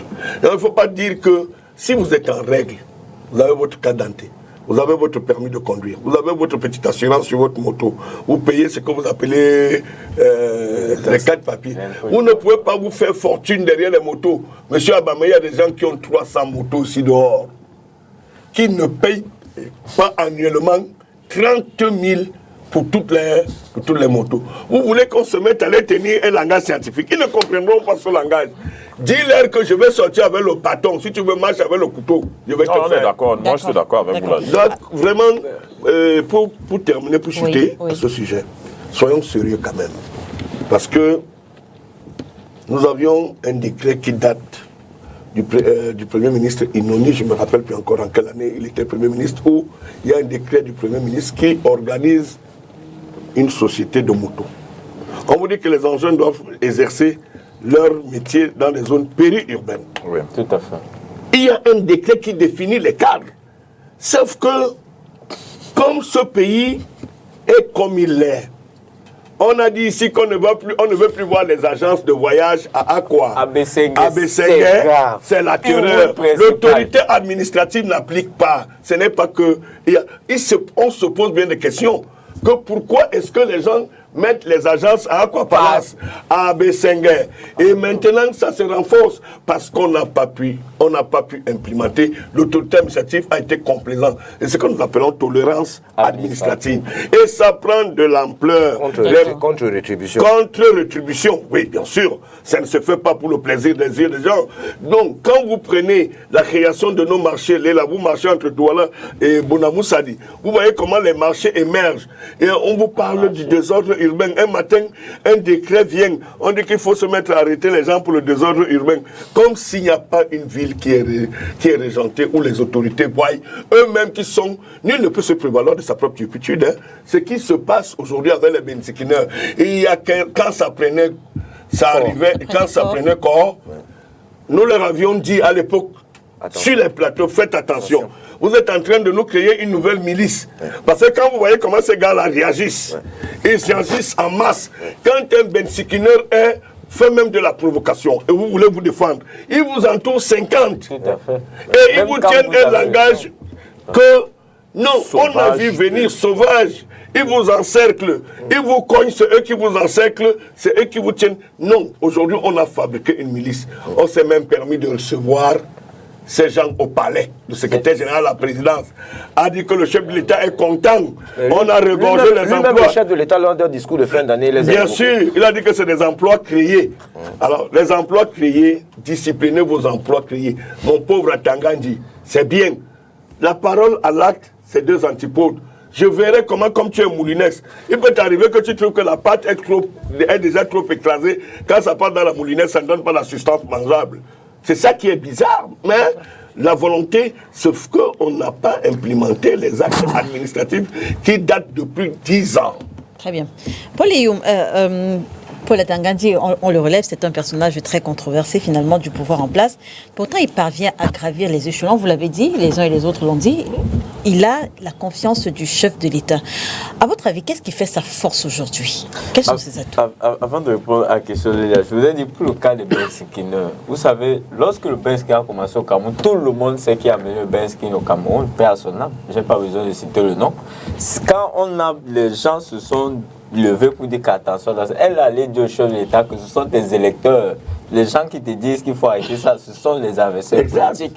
Que tous ces gens que tu vois, ce sont tes électeurs. Et effectivement, elle avait le contrôle. C'est pourquoi on a une commune à Douala, la commune de Douala 5e, puis il n'y a pas le contrôle sur les motos. Vous avez des motos qui ne sortent jamais de Douala 5e.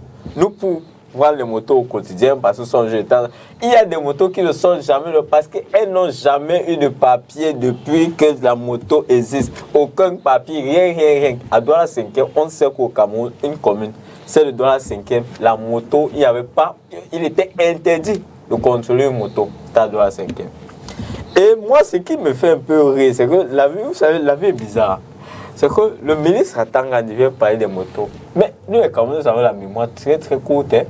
En 2018, qui invite les motos au palais, il organise, c'était au palais, c'était à Yaoundé, il organise une grande manifestation. Devant la mairie. Pendant la campagne électorale, c'était devant l'hôtel de ville. L'hôtel de ville. Qui organise? C'est le ministre Atangandi. Qui a appelé on sait plus combien de bensineurs pour dire que les bensineurs soutiennent le candidat du RDPC, Paul Biya. Et que Paul Biya adore les bensineurs. Et que de ce fait, lui, il vient dire aux bensineurs que ce que vous faites fait un bon travail. Donc, soutenez notre candidature. Les mêmes bensineurs, lorsqu'il y a eu le début de la grève des enseignants OTS, on a vu les bensineurs ici, au service du gouverneur de la région du littoral, qui sont allés dire que si des enseignants continuent de gréver, ils auront affaire à eux, les bensineurs. Le bensineur est quoi dans la sauce pour venir faire l'histoire des enseignants? À ce moment-là, où était le ministre Atangandi? En fait, je le dis pourquoi. C'est que lorsque le ministre vient parler aujourd'hui, on oublie qu'il y a eu des précédents. Voilà 2 éléments qui vous démontrent qu'en fait, on est là dans une logique où on se sert des bensineurs quand ça nous arrange. Et les élections auront lieu l'année prochaine.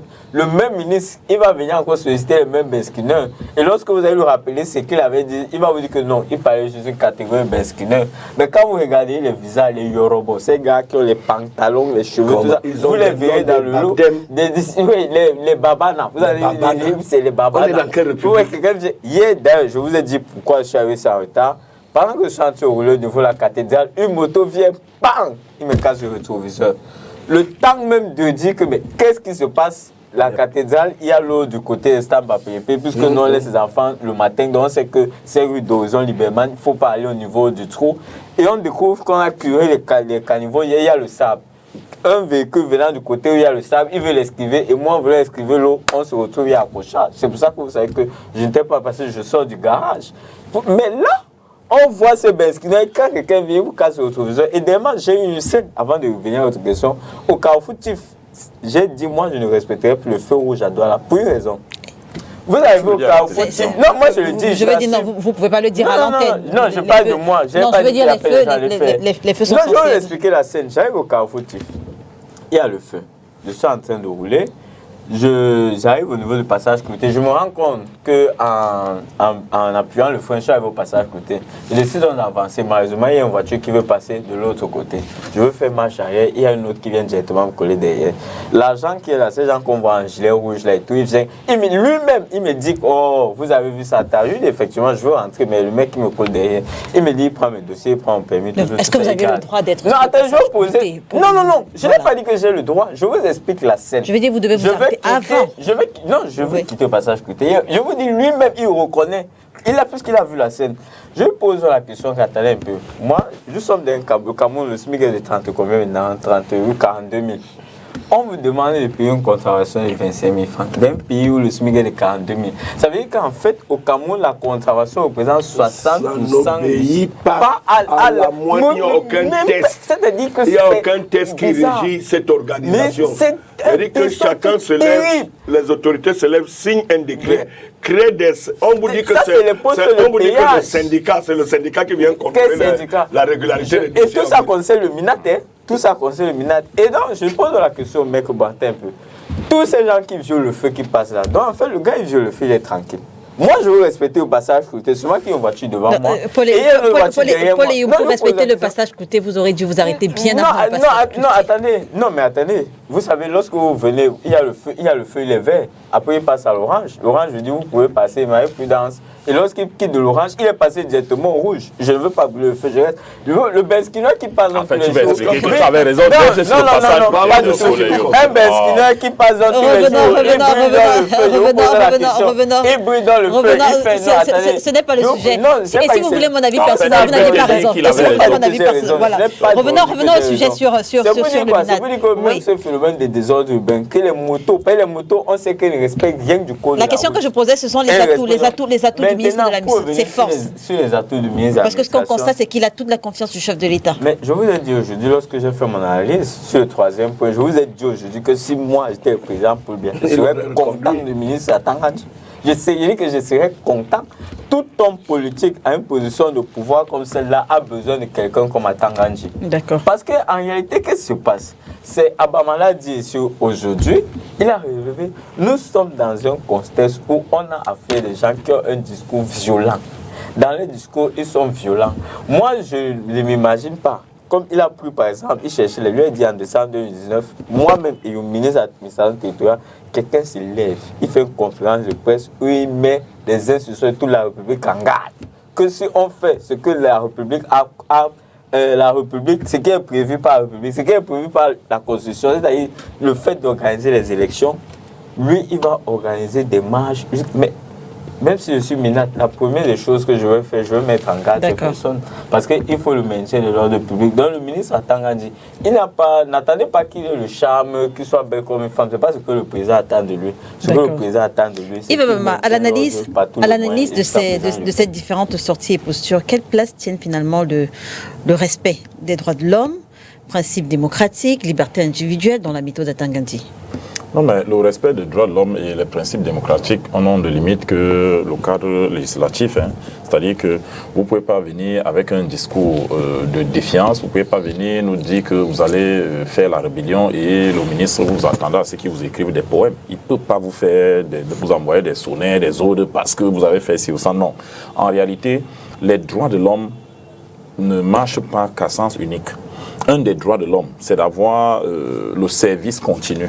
Or, quand des gens vous disent que, et je pense que c'est la loi sur le terrorisme, c'est la loi 2014 sur le terrorisme qui dit que, en réalité, vous êtes jugé, vous êtes frappé si vous venez arrêter le service public, arrêter le fonctionnement de l'État. Organiser les élections, c'est dans la perspective de la continuité de l'État. Quand vous venez dire à un État que si vous, là, vous essayez de continuer à faire ce que la loi vous a demandé de faire, vous nous aurez en face, mais à ce moment-là, on ne répond plus d'un certain nombre de choses. On considère que vous avez pris vos droits, vous avez décidé qu'ils sont plus importants que les droits de tous les autres, et du coup, pour revenir à une situation normale, on doit vous neutraliser. Et c'est ce qui se passe. C'est ce que le ministre Atangandji essaie de faire. Moi, je suis contre la fixation qu'on essaie de faire sur sa personne, parce qu'on essaie de le présenter comme un va-t-en-guerre, comme... Or, le contexte, c'est le contexte qui oblige le ministre Atangandji à faire ce qu'il fait.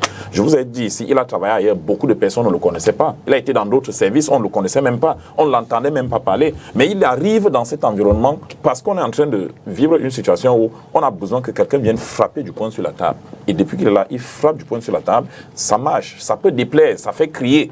Pour des personnes qui étaient habituées à la diplomatie, voilà. Bon, elles peuvent regretter un peu, peuvent se dire, bon, le ministre Sadité là... Une certaine sobriété dans la prise de parole. Voilà. Mais pour le ministre Atangandji, vraiment, c'est un tout que nous prenons comme ça. On ne va pas essayer de lui prescrire les attitudes d'un gentleman à la française. On ne demandera pas qu'il soit galant. De toutes les façons, c'est pas ce que le président de la République attend de lui. Le président de la République attend de lui qu'il mette de l'ordre, que l'environnement soit un environnement où les uns et les autres peuvent se mouvoir en toute sécurité. Pour la question des Benskiner, je rappelle que le ministre Paul Atangandji n'a jamais tiré sur les Benskiner de manière générale, au-delà de toutes les explications qui ont été données ici. Jamais.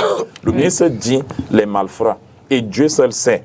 Il a donné des stats, il a donné un certain nombre de chiffres, le nombre d'agressions, le nombre de détournements d'itinéraires, le nombre de... Il a donné, ne faisons pas comme s'il était venu parler en l'air. Il a donné un certain nombre d'éléments qui devraient même nous rassurer parce que les populations de Yaoundé qui vivent ce genre de choses, et même nous ici à Douala, nous les vivons, les populations de Yaoundé dont il était question, devrait se sentir rassuré par cette sortie. Il dit que non, le ministre sait quand même ce à quoi nous faisons face et il décide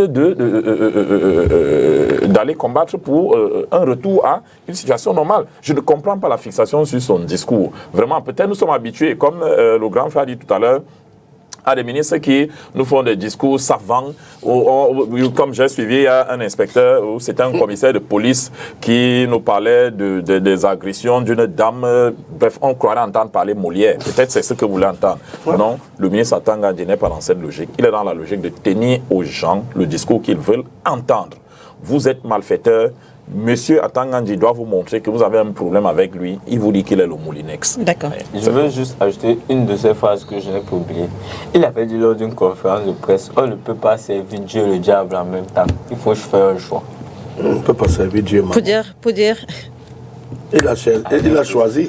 Alors, je veux noter, pour sortir du sujet, donc, c'est avec le consentement plein de celui qui l'a noté, qu'il a nommé, qu'il a fait venir des faussaires, qu'il a montré à la télévision nationale. Vous parlez du cas Transparency International? Exactement. C'est du même ministre qu'on parle. Très bien. Alors, Michel Michou-Moussala. Il peut arriver qu'il se trompe, grand frère. Et quand on se trompe en direct à la télévision, moi je paye, comme vous. On fait quoi? On fait quoi? On fait partie les gens nuitamment, comme il a fait. En politique, sur la scène là, il y a des actes manqués. Bon, un acte manqué ne va pas nous faire fermer les yeux. Il a tenté, ça n'est pas passé, quoi. Non, quand je dis un acte manqué, j'aurais même dû dire un acte malheureux. Il y a des actes malheureux qui ne peuvent pas nous faire oublier. Donc il a pu ne pas savoir que ces gens-là, c'était... Ben, c'est possible. C'est possible qu'il ne l'ait pas su. Non, et connaissant son milieu d'origine, il ne peut pas se tromper en matière de mafia. Non. Allons-y, on continue. J'ai dit ce que j'ai dit, j'assume. Voilà. Michel Michou-Moussala, on va sortir de ce sujet avec vous quand on sait que 2 de ses prédécesseurs ont été considérés comme de possibles dauphins. Beaucoup ont eu la confiance du chef de l'État. Ils sont au pays de si je savais. Marafa Hamidou Yahya et même René Emmanuel Sadi, même s'il n'aimait pas véritablement être dans ce registre-là. Est-ce que le MINAT pourra aspirer à une fonction encore plus importante? Vous qui êtes proche de lui, vous nous l'avez dit. Vraiment là, vous me donnez des pouvoirs régaliens. Enfin, je vais poser la question à Paul Biya. C'est Biya qui donne les postes aux gens. C'est Biya qui nomme M. Atangandji à diverses fonctions de la République. Moi, je veux revenir sur ton questionnement sur les droits de l'homme. Oui. Permets-moi de même si au sorti, j'aimerais quand même que vous dites un mot sur la question que je pose. Oui. Voilà. Je veux dire ceci. Lila. La méthode Atangandji face aux droits de l'homme, face aux libertés individuelles, face à la démocratie. Face à M. Atangandji, les droits de l'homme, c'est une implémentation de l'Organisation des Nations Unies. Oui. C'est des mécanismes qui ont été implémentés par tous les États et les États ont ratifié. Vous pensez que, tel que nous le présentions dans notre société, les droits de l'homme ne sont pas seulement la défense de l'intégrité physique d'un individu. C'est liberté de monter et de descendre. Non. Moi, j'élargis l'assiette des droits de l'homme. Et que nous nous refusions de voir le tort même, le préjudice corporel qui est psychique sur lequel les Camerounais vivent aujourd'hui. Parce que quand on vous détourne l'argent pour construire un hôpital, des individus sont encore en poste, dirigent, c'est un droit qui vous revient. Les hôpitaux de proximité, quand on détourne l'argent qui peut nous faire les routes, on détourne l'argent des instruments de distraction que vous appelez, parce que moi j'appelle ça des instruments de distraction, les stades, le sport, les écoles, on détourne, on pille. C'est notre droit, voilà les droits de l'homme. Ce n'est pas seulement les droits de l'homme parce qu'on est venu arrêter Moussala, vous commencez à crier que non, c'est un homme libre, c'est un journaliste. Non, là, je ne prends pas les droits de l'homme. Ces gars qui nous gouvernent, certains parmi eux, c'est trop. Ils nous ont déjà asphyxiés. Je ne sais pas sur quoi vous vouliez. Moi, si vous voulez, annulons tous les partis politiques dans ce pays. Je suis dans cette logique. Qu'on nous remette tout l'argent. L'argent, il y a des gens qui ont l'argent gardé dans la maison comme au Gabon. Si on t'avait dit un matin que tu verras 10 milliards dans une chambre de quelqu'un au Gabon, tu aurais dit que ce n'est pas possible. Mais quand on parle du Gabon qui nous parle, ce n'est pas seulement sur le plan du remplacement d'un système. En fait, ceux qui ont trop d'argent, qui ne savent même pas là où mettre au jour d'aujourd'hui, c'est ça les droits de l'homme. Et moi, je prends ça comme ça. Qu'on fasse très attention. Quand on a récupéré l'argent pour construire un lycée, on en a fait un bien personnel. Ça porte préjudice à toute une société. Donc, voilà un peu. Pour revenir, pour chuter par ta question. Oui. Est-ce que vous le verrez, dans une autre fonction un peu plus importante? Oui. Oui. Ça ne serait pas surprenant. Nous sommes dans le type d'accord politique. En politique, c'est celui qui me paraît être idéal, objectif, qui peut prendre des choses qui concourt à ce que je sois assis sur cette chaise, que je prendrai. Ne me prenez pas. Il y a tellement d'intellectuels qui ont roulé avec Biya, qui pensaient qu'à part tous les moyens, Biya ferait d'eux des ministres, et ils en sont morts dessus. Parce que les critères de choix de M. Biya sont ces critères, ces objectivités, vous ne pouvez pas les atteindre si lui seul fait la lecture. Et vous savez que j'ai écouté un mot là tout à l'heure qui paraissait m'échapper. Il a dit que la Tangandji avait dit que oui, il t'a dit qu'il ne sert pas Dieu et maman. On ne peut pas servir deux dieux à la fois.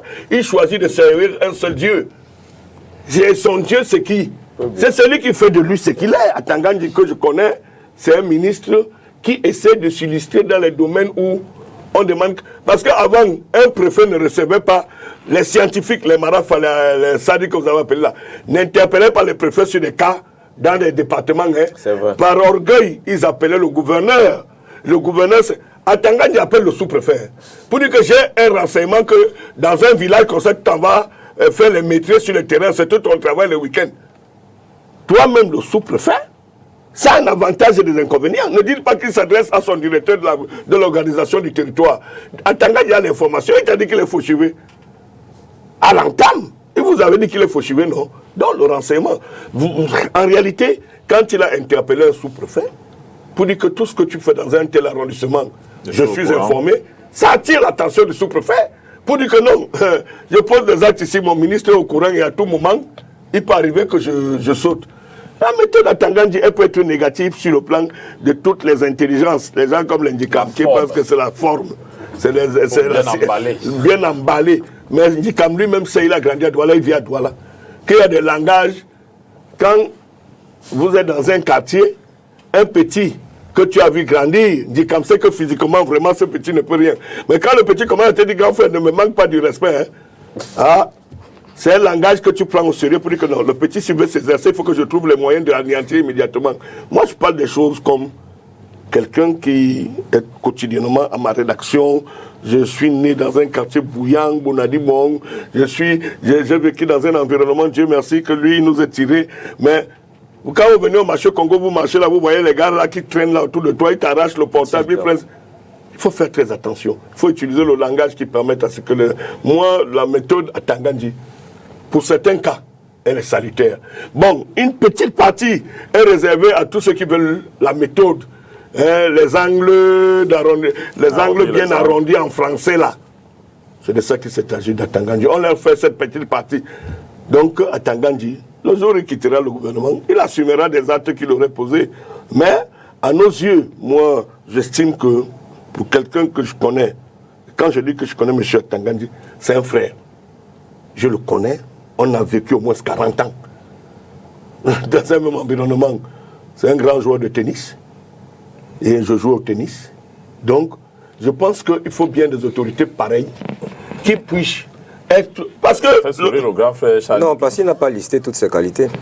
Non, je parle que de ce dont je maîtrise. Vous avez dit, M. Ndikam, vous le saurez bien, si vous avez fait 10 enfants, c'est 10 cœurs bien différents. Vous ne pouvez pas cerner les enfants avec leurs 10 cœurs. D'accord. Voilà, vous aurez chaque enfant avec son cœur. D'accord. Sur la même question, est-ce que vous le verrez ailleurs? On parle beaucoup d'un probable réaménagement ministériel. Je ne vais pas dire réaménagement. Quand vous dites ailleurs, c'est dans notre ministère ou plus haut? Parce qu'il faut déjà définir... Il peut devenir ministre d'État.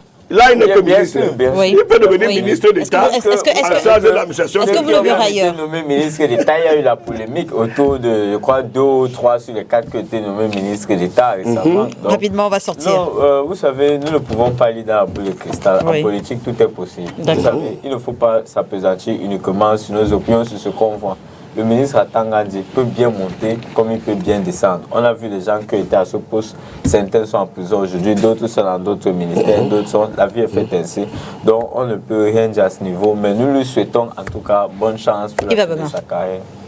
Bon, en fait, de cette question, je ne peux pas y répondre parce que, vous savez... Vous ne voulez pas y répondre?